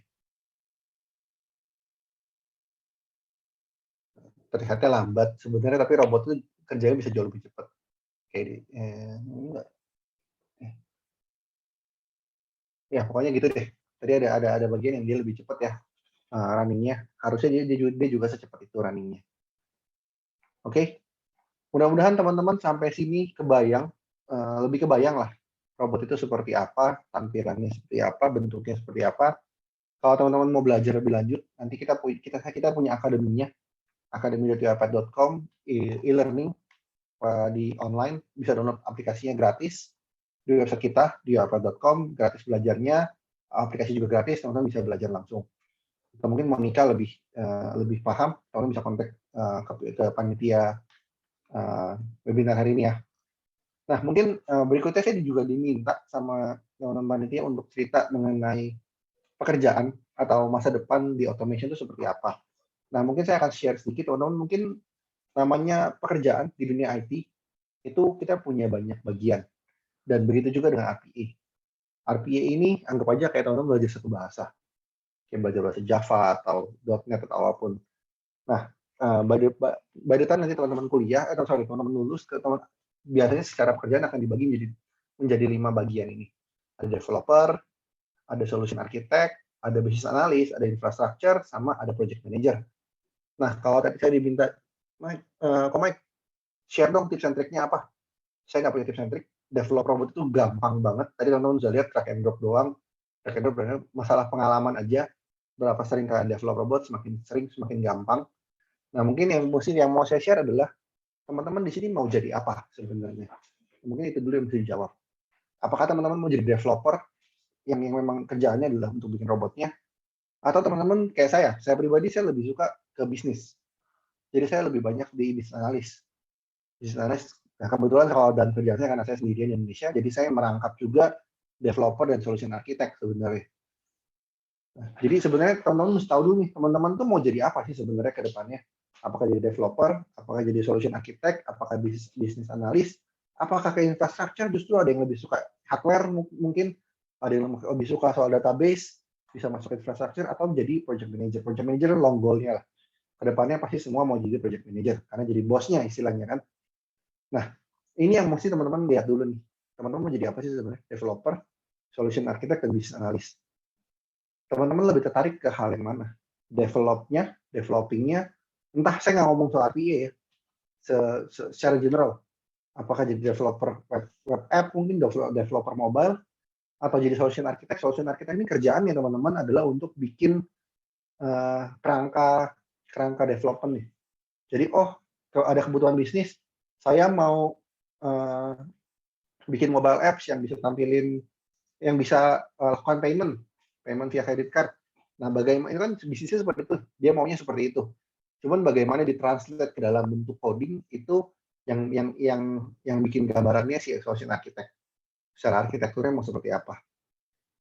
Oke, ada juga yang banyakkan di bisnis, banyakkan diskusi dengan orang bisnis, kebutuhan bisnis seperti apa, bagaimana teknologi bisa mengadres, maksudnya apa ya, mengadres itu.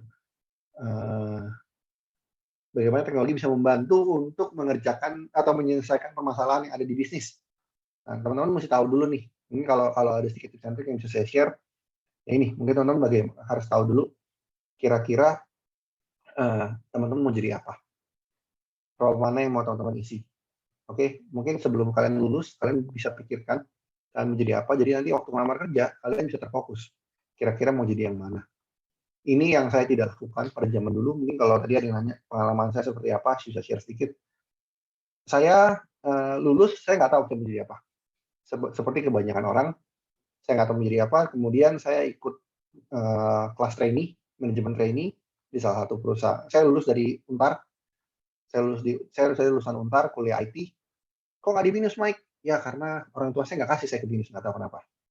Oke, jadi saya di Untar, saya ambil IT. Kemudian saya lulus, saya kerja di salah satu perusahaan IT, namanya Adicita Inovasi. Kalau Atins, kalau teman-teman di BINUS mungkin, kalau yang lagi mau magang, seingat saya Atins ada kerjasama dengan BINUS. Jadi mungkin pernah dengar. Saya jadi ikut manajemen training di sana. Kemudian setelah saya lulus, saya diminta untuk jadi namanya pre-sales. Pre-sales itu apa, Mike? Pre-sales itu sebenarnya, hai Kak, waktu itu saya temenin ya. Oke, mungkin sebelum kita masuk di API, jadi saya jadi pre-sales. Kemudian setelah jadi pre-sales, saya fokus sama kerjaan saya. Oke, saya pre-sales itu apa? Saya step back sedikit, sorry.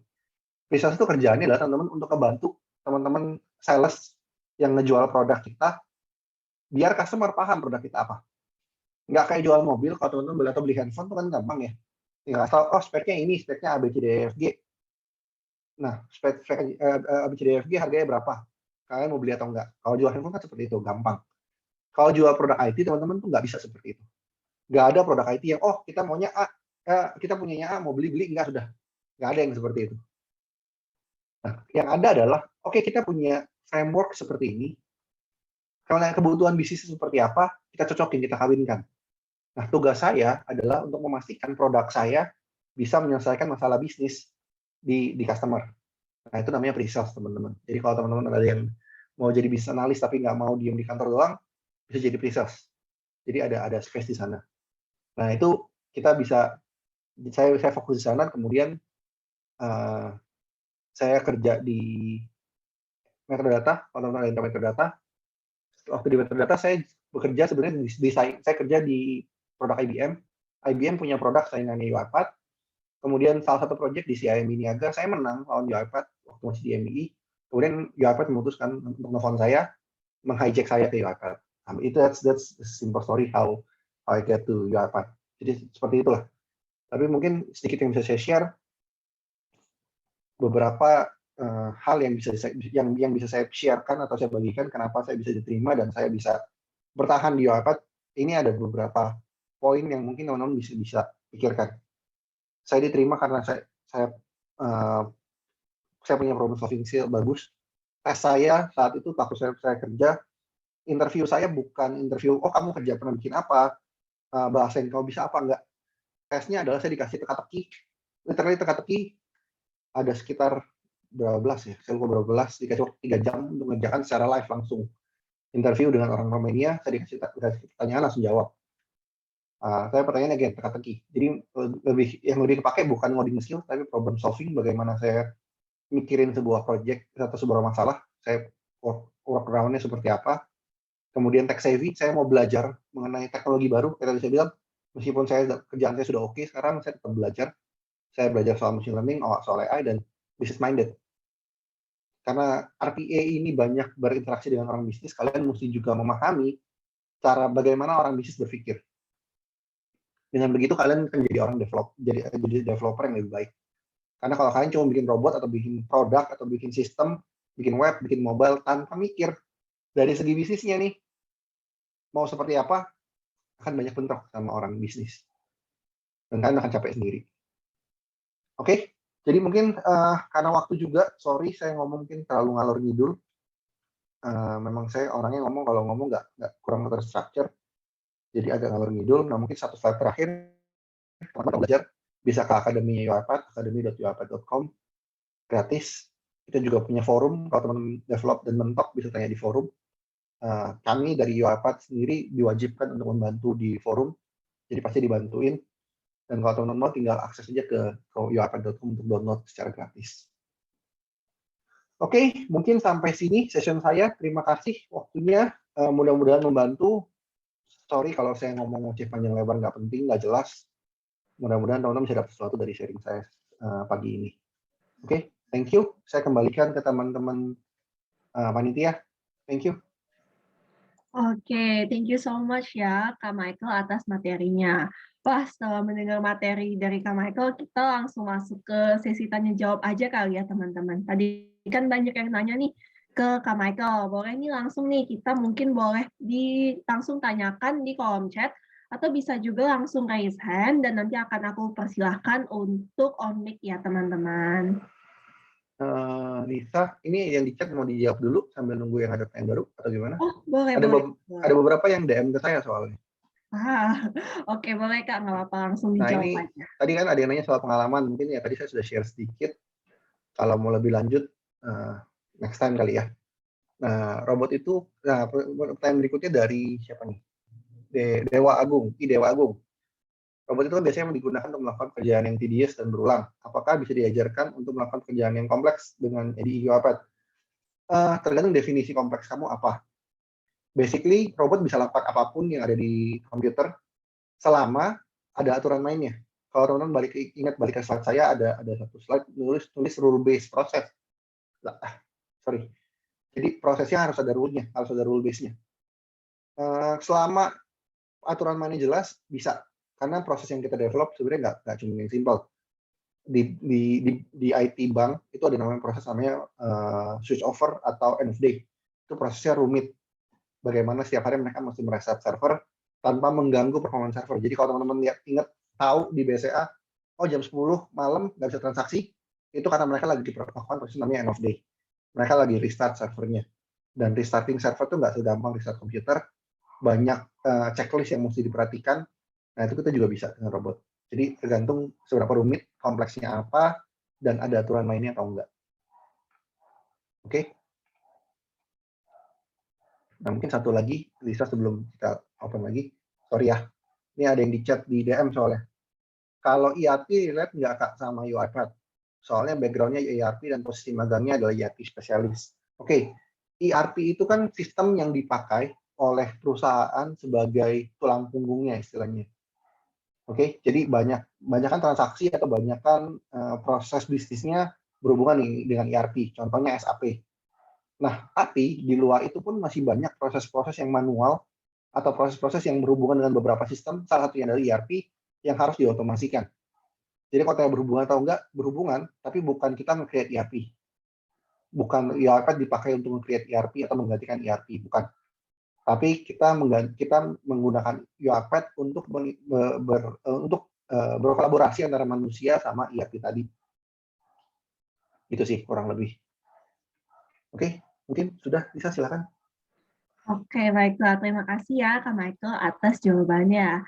Nah, teman-teman, mungkin tadi udah banyak yang nanya ya lewat DM ke Kak Michael, dan juga ada juga nih yang langsung chat di publik. Nah, mungkin teman-teman bagi yang mau nanya langsung, bisa langsung raise hand dan langsung on mic ya teman-teman semua. Nah, jangan lupa nih sebelum kalian bertanya nanti, kalian harus perkenalin diri terlebih dahulu dengan menyebutkan nama, asal daerah, atau asal kampus kalian ya teman-teman. Nah, atau mungkin tadi nih yang berhalangan on mic, you can drop your question on the chat box ya. Yuk, jangan malu-malu nih teman-teman. Mungkin teman-teman nggak usah mikir soal nanya soal robot. Kalau mungkin pertanyaannya lebih generik atau lebih general soal kerjaan juga boleh. Saya coba bantu jawab, karena kebetulan saya kerja duluan dari kalian.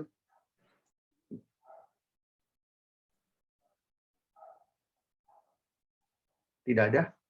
Nggak laku nih, Lisa. Waduh, mungkin masih pada mikir kali ya Kak, mungkin nih kayaknya. Oke, ayo teman-teman, nggak usah malu-malu yuk.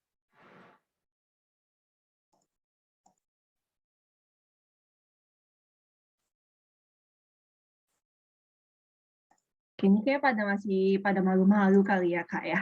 Mungkin kita coba boleh tunggu-tunggu sebentar nih. Nggak apa-apa. Kita tungguin.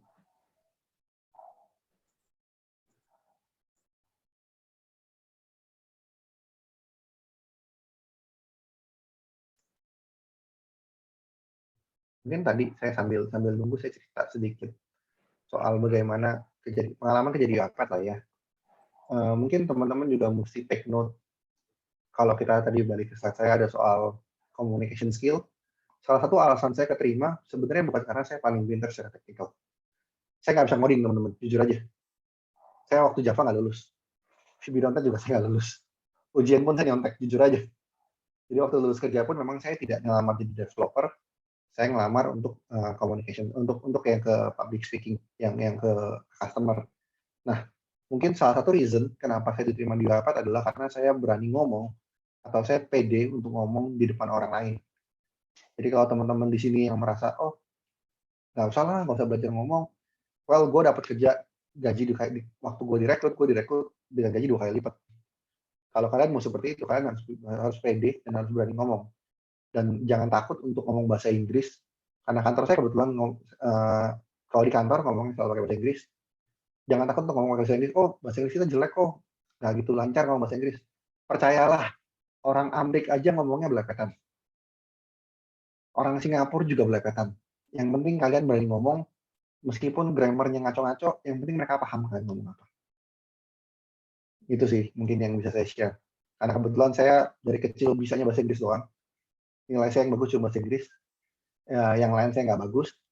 Jadi ya kebetulan lah saya dapat posisi dan saya berani ngomong sebenarnya. Nah, ada pertanyaan, akhirnya ada yang bertanya. Kak, RPA developer di Indonesia itu lapangan pekerjaan susah dicari nggak ya? Lapangan pekerjaannya lagi terbuka banget. Kalau kalian lagi nyusun skripsi atau lagi magang dan mau belajar RPA, saya sangat mendukung. Kemarin anak Untar, sorry nih ya, saya bukannya rasis dengan kampusnya. Cuman memang kita engage-nya hari itu dengan Untar duluan, karena alma mater saya Untar, jadi saya lebih dikenal dengan dekannya. Kita engage dengan Untar dan mereka sudah adopt RPA duluan. Salah satu lulusannya kemarin direkrut di Wattpad. Direkrut sebagai developer di Wattpad. Dan saya rasa udah ratusan yang direkrut oleh BCA sebagai RPA developer. BCA itu punya, BCA salah satu customer saya paling besar. Saya engage setiap hari dengan mereka. Mereka punya proses itu ratusan. Mereka punya developer puluhan. Jadi pekerjaannya masih sangat terbuka. Apalagi mungkin 2-3 tahun ke depan. Saya setiap hari dapat invite dari LinkedIn nawarin kerjaan bisa 3-4 biji sehari. Jadi masih sangat terbuka, dan kalau teman-teman di sini mau belajar RPA, jujur aja RPA itu lebih gampang daripada kalian belajar Java. Gua yang nggak lulus Java aja bisa RPA. Jadi ya mendingan belajar RPA, and then nyari kerja di RPA. Lebih gampang, serius. Kayak perusahaan-perusahaan sebesar PwC, EY, BCA, eBeam, Mandiri, itu semua lagi pada nyari. Saya setiap hari dapat tawaran. Jadi saya rasa masih open sekali sih. Oke. Nah, mungkin saya lanjut ya. Kak, saya Vincent dari Binus Alam Sutra. Perkembangan robot 100% tanpa campur tangan manusia, apakah sudah berkembang luas? Definisi robot 100% tanpa campur tangan manusia itu seperti apa? Itu yang mesti kita definisikan dulu. Kalau yang di otak kalian seperti Terminator, kayak Skynet, yang mengambil alih dunia, still far away. Sangat jauh. Jadi saya kebetulan karena saya belajar soal machine learning AI, saya pernah baca sebuah riset. Jadi ada sebuah komputer yang diajarkan untuk belajar cara bekerja manusia, gagal. Robot itu gagal karena dia coba menggantikan manusia, dan malah jadi banyak error dari apa yang dibuat oleh mereka.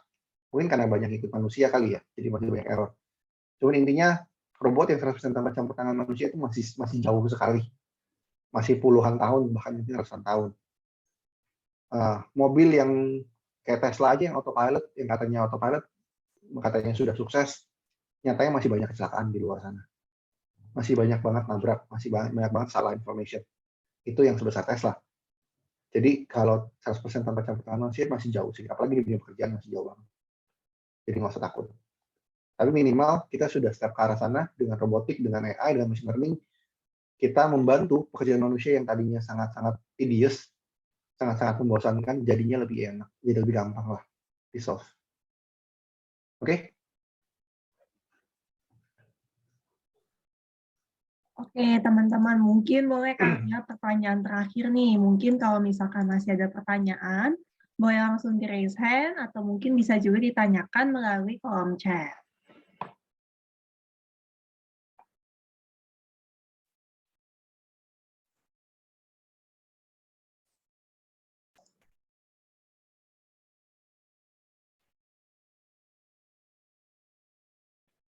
Ya, ayo yuk teman-teman, jangan malu-malu ya. Mungkin dari tadi ini udah banyak yang nanya juga. Ayo guys.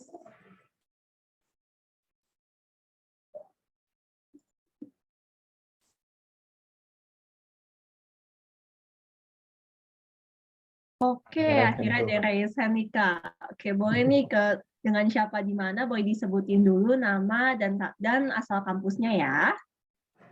Halo Kak, selamat Halo. pagi. Nama saya Jody, saya dari kampus Alam Sutra. Ya, Kalau silakan, untuk Jody. masalah automation sendiri ya, di manakah batas di mana automation itu lebih baik di-ignore atau lebih baik proses tersebut dijalani oleh manusia? Karena tadi kita membahas masalah bidang kreatif yang sudah mulai senggol-senggol dikit sama automation kan ya. Karena kebetulan saya dari jurusan animasi dan beberapa proses belakangan ini memang sudah mulai melibatkan AI dan pattern learning dan hal-hal seperti itu. Terima kasih. Oke, good question. Saya nggak nyangka yang nanya dari animasi, bukan dari orang IT. Tapi good. Batas mana automation lebih, mungkin pertanyaannya batas mana automation tidak lebih baik daripada manusia ya? Atau sampai mana automation harus diterapkan ya? Oke, basically gini, sebenarnya automation itu, apapun automation yang entah itu AI, entah itu machine learning, entah itu RPA, semua itu dibentuk dari sebuah masalah. Ya, masalah apa yang mau coba di-solve oleh automation tersebut. The thing is, nggak semua masalah bisa di-solve dengan sistem. Contoh paling simpel adalah mikir. Bagaimana seseorang bisa menentukan, bagusan pakai warna biru nih daripada warna merah. Nah, kalau di animasi seperti itu ya. Contoh, gue jujur aja gue bukan orang desain, jadi gue goblok soal beginian. Bini gue suka ngoceh. Simpelnya gini, masih banyak pekerjaan-pekerjaan yang masih butuh manusia untuk mikir. Dan robot itu tidak didesain untuk mikir. Automation tidak didesain untuk mikir. Bahkan AI itu dibentuk dari historical data. Oh, dulu nih, banyak kan kalau orang bikin logo, warnanya warna biru. Semua seperti itu ya, gobloknya seperti itu nih. AI juga akan bikin seperti itu. Oh, kalau gue dapet request mau bikin robot, gue akan kasih warna biru. Kenapa? Karena historical data, by history, kalau kita lihat transaksi-transaksi sebelumnya, itu kebanyakan warna biru. Jadi itulah AI itu terbentuk seperti itu. Bagaimana AI terbentuk itu dia melihat historical data, kemudian dia lihat probabilitasnya. Kira-kira berapa besar probability gue harus pakai warna biru, berapa besar probability gue harus pakai warna merah atau seterusnya. Kapabilitas robot hanya sebatas seperti itu, makanya untuk robot dibuat atau automation dibuat biasanya spesifik untuk sebuah masalah tertentu. Oke, nah kalau tanya seberapa jauh automation tidak lebih baik daripada manusia, jelas kalau saat pemikiran manusia lebih dibutuhkan daripada si robot, ya tentunya akan lebih baik kalau manusia mengerjakan. Banyak kok masih pekerjaan-pekerjaan yang di dunia IT, di dunia finance, masih tetap manusia yang kerjakan. Contoh, meng-approve sebuah expense. Kalau nanti kalian kerja nih, terus kalian dikirim ke Bali semuanya, kalian disuruh milih hotel, kemudian kalian disuruh booking atau makan, receipt makan kalian disuruh submit ke kantor buat reimburse, itu nggak mungkin robot yang ngerjain. Kenapa? Karena robot manusia nentuin kira-kira nih billing makannya make sense nggak nih? Oh, kalian billing makan di Bali, makannya di Vince Beach Club gitu. Apa di Omnia? Kan nggak make sense. Lu kerja apa ngapain kan? Nah, robot itu tidak bisa pikir seperti itu. Even AI sekalipun dia tidak akan generate kira-kira ini make sense atau tidak. Itu. At least not for now lah. Sekarang belum sampai ke arah sana. Cuman minimal pekerjaan-pekerjaan seperti itu kerjaan-kerjaan yang masih butuh human judgment, human thinking, itu tetap harus manusia yang mengerjakan. Even robot bisa pun kita nggak sarankan yang seperti itu. Karena terlalu banyak anomali yang mesti di cover oleh si robot. Oke, one day nih saya share sedikit. Kalau masih ada waktu nggak nih? Kalau ada, gue share sedikit nih. Masih ya. Jadi saya kerjasama sama Indofood. Tahu dong Indofood? Saya yakin di dapur kalian punya produknya. Biasanya mereka invoice mereka per hari itu dari distributornya nilainya 1M sampai 3M per hari itu. One day, tahu-tahu ada transaksi yang masuk 20M. Menurut kalian itu boleh dikerjain nggak? Boleh di approve nggak? Invoice yang tadinya nilai 1M sampai 3M, normalnya nih deltanya itu 1M sampai 3M. Tahu-tahu one day ada transaksi yang masuk 20M atau 30M. Boleh nggak dikerjain? Kalau kita manusia, harusnya kita bisa bilang, oh ini anomali nih kok. Ini ada tanda tanya besar nih. Kenapa tahu bisa bisa 20M? Biasanya transaksi yang seperti ini akan ditelusuri terlebih dahulu. Akan dilihat lagi. Kenapa bisa sampai 20M? Kenapa tahu-tahu ada satu hari yang spike 20M? Itu akan dilihat. Kalau robot atau automation akan kerjain aja langsung. Mereka nggak akan mikir ini bagus atau enggak. Ini boleh atau enggak. Karena secara data, benar, semua transaksinya benar, informasinya semua benar. Artinya secara AI pun mereka bilang, oh ini transaksi legit. Cuma secara bisnis, secara kita human kan belum tentu benar. Ya kan? Oke, mungkin Lisa masih mau terima question, ada yang DM saya lagi nih soalnya. Apa sudah cukup? Oke, mungkin udah cukup kali ya. Mungkin Oke, pertanyaan tadi udah bisa menutup sesi Q&A kita hari ini nih teman-teman. Nah, mungkin kalau misalkan nanti ada pertanyaan lagi, mungkin boleh mungkin bisa langsung kontak ke Kak Michael sendiri atau mungkin di next time aja kali ya teman-teman. Nah, aku mau mengucapkan terima kasih terlebih dahulu nih kepada Kak Michael yang sudah menyediakan waktunya. Nah, untuk menjadi pembicara dalam webinar Bright Future with Robots and Automation ini, materi yang disampaikan tentunya super insightful ya teman-teman.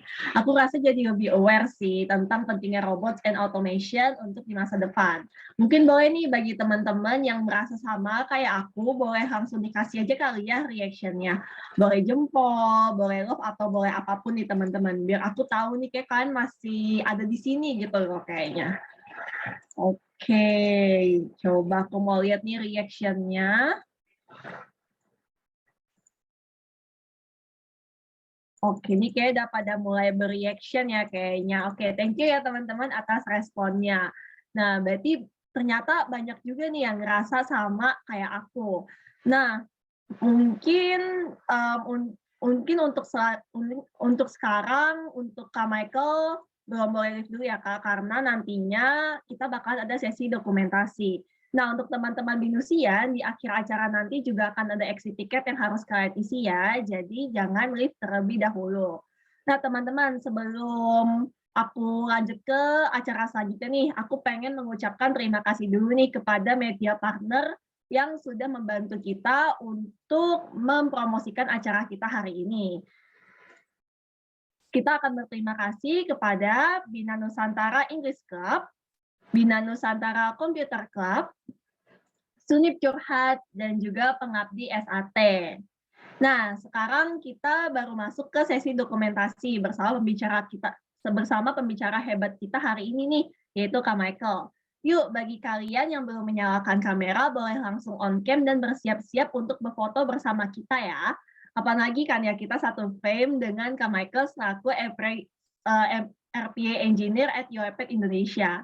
Yuk teman-teman, langsung aja di on cam. Ya, aku mungkin kasih waktu sekitar 10 detik kali ya teman-teman, biar pada bisa on cam. Jangan lupa pakai virtual background-nya nih, biar kita sama kompakan gitu ya. Oke, aku hitung mundur ya. 10, 9, 8, 7, 6, 5, 4, 3, 2, 1. Oke, boleh nih mungkin kepada Kak Rainer, aku langsung persilahkan untuk mendokumentasikan momen hari ini ya. Oke, baik. Terima kasih banyak, Kak Lisa. Oke, kalau begitu saya mulai aja ya dokumentasinya, mulai dari slide pertama. Oh, ada 9 slide ini ya. Kita mulai dari slide pertama aja ya. Untuk slide pertama, ayo senyum. 1, 2, 3. Oke, lanjut ke slide kedua. 1, 2, 3. Slide ketiga. Kemudian slide keempat. Slide kelima. Slide ke-6, 1, 2, 3. Slide ke-7. Slide ke-8. Dan yang terakhir 109 ya, mungkin belum banyak yang on cam juga, nggak apa-apa. 1, 2, 3. Oke, baik, terima kasih Kalisa. Saya kembalikan ke Kalisa.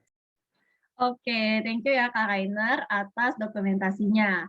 Nah, sekali lagi aku pengen berterima kasih nih kepada Kak Michael yang telah membawakan materi pada hari ini. Untuk Kak Michael, aku persilahkan sudah boleh meninggalkan room meeting ini ya. Terima kasih sekali lagi kepada Kak Michael Anthony. Oke, thank you. Selamat siang. Ya, siang Kak. Terima kasih. Terima kasih, Kak. Nah, untuk teman-teman, aku juga ingin mengucapkan terima kasih nih kepada kalian karena sudah berpartisipasi dalam webinar kali ini. Nah, teman-teman, kalian tuh udah pada follow ini belum? UiPath Binus di Instagram. Nah, kalau misalkan belum, kalian boleh ya langsung aja buka Instagram kalian sekarang dan langsung follow kita di UiPath Binus. Kenapa sih harus follow? Karena nantinya kita bakalan share-share banyak info-info menarik. Nah, mungkin nanti bagi kalian nih tadi tuh yang belum sempat nanya ke Kak Michael, mungkin di lain kesempatannya kita bisa buka juga sesi dengan Kak Michael. Nah, ini bakalan di-update di Instagram kita ya, teman-teman. Nah, jadi kalian boleh langsung aja nih follow untuk update yang lebih lengkapnya. Nah, kalau begitu kita bisa langsung masuk ke sesi dokumentasi kita, masuk ke sesi absensi kita aja ya, teman-teman. Nah, jadi kalian bisa langsung isi exit ticket yang nantinya kita bakalan munculin di slide PPT dan juga melalui kolom chat. Nah, aku boleh langsung kasih tahu aja kalau misalkan exit ticket ini bakalan kita tutup sekitar 30 menit ya teman-teman. Jadi boleh langsung diisi karena exit ticket ini bakalan kita gunakan untuk mengklaim poin SAT. Nah, exit ticket ini bersifat wajib bagi binusian ya teman-teman. Tapi untuk bagi yang umum, bagi yang non-binusian, boleh tidak mengisi exit ticket ini. Terima kasih teman-teman.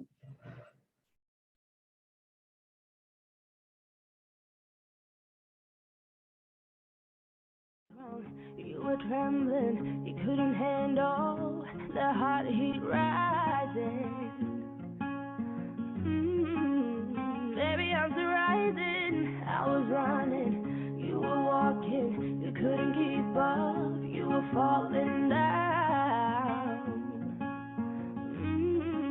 There's only one way down. I'm giving you up. I've forgiven it all. You set me free. Oh, send my love to your new lover. Treat her better. We gotta let go of all of our goals. We both know we ain't kids no more. Send my love to your new lover. Treat her better. We gotta let go of all of our goals. We both know we ain't kids no more. If you're ready, if you're ready, if you're ready, oh, we ain't kids no more. If you're ready, if you're ready, I'm giving you up. I forgive. Oke, sekali lagi aku ucapkan terima kasih kepada teman-teman yang sudah hadir pada webinar kali ini ya. Nah, aku ingin berterima kasih sekali lagi kepada teman-teman. Nah, karena kita di penghujung acara, aku izin pamit undur diri ya teman-teman. Jangan lupa untuk kalian bagi yang belum mengisi exit ticket, boleh langsung isi exit ticketnya nih. Karena exit ticket ini akan kita tutup sekitar 30 menit lagi. Terima kasih teman-teman.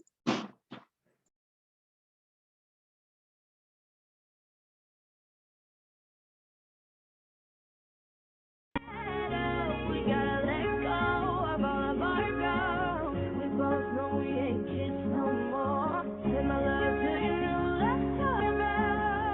Treat her better. Let go of all of our goals. We both know we ain't kids no more. Makasih ya, Kak. Izin live.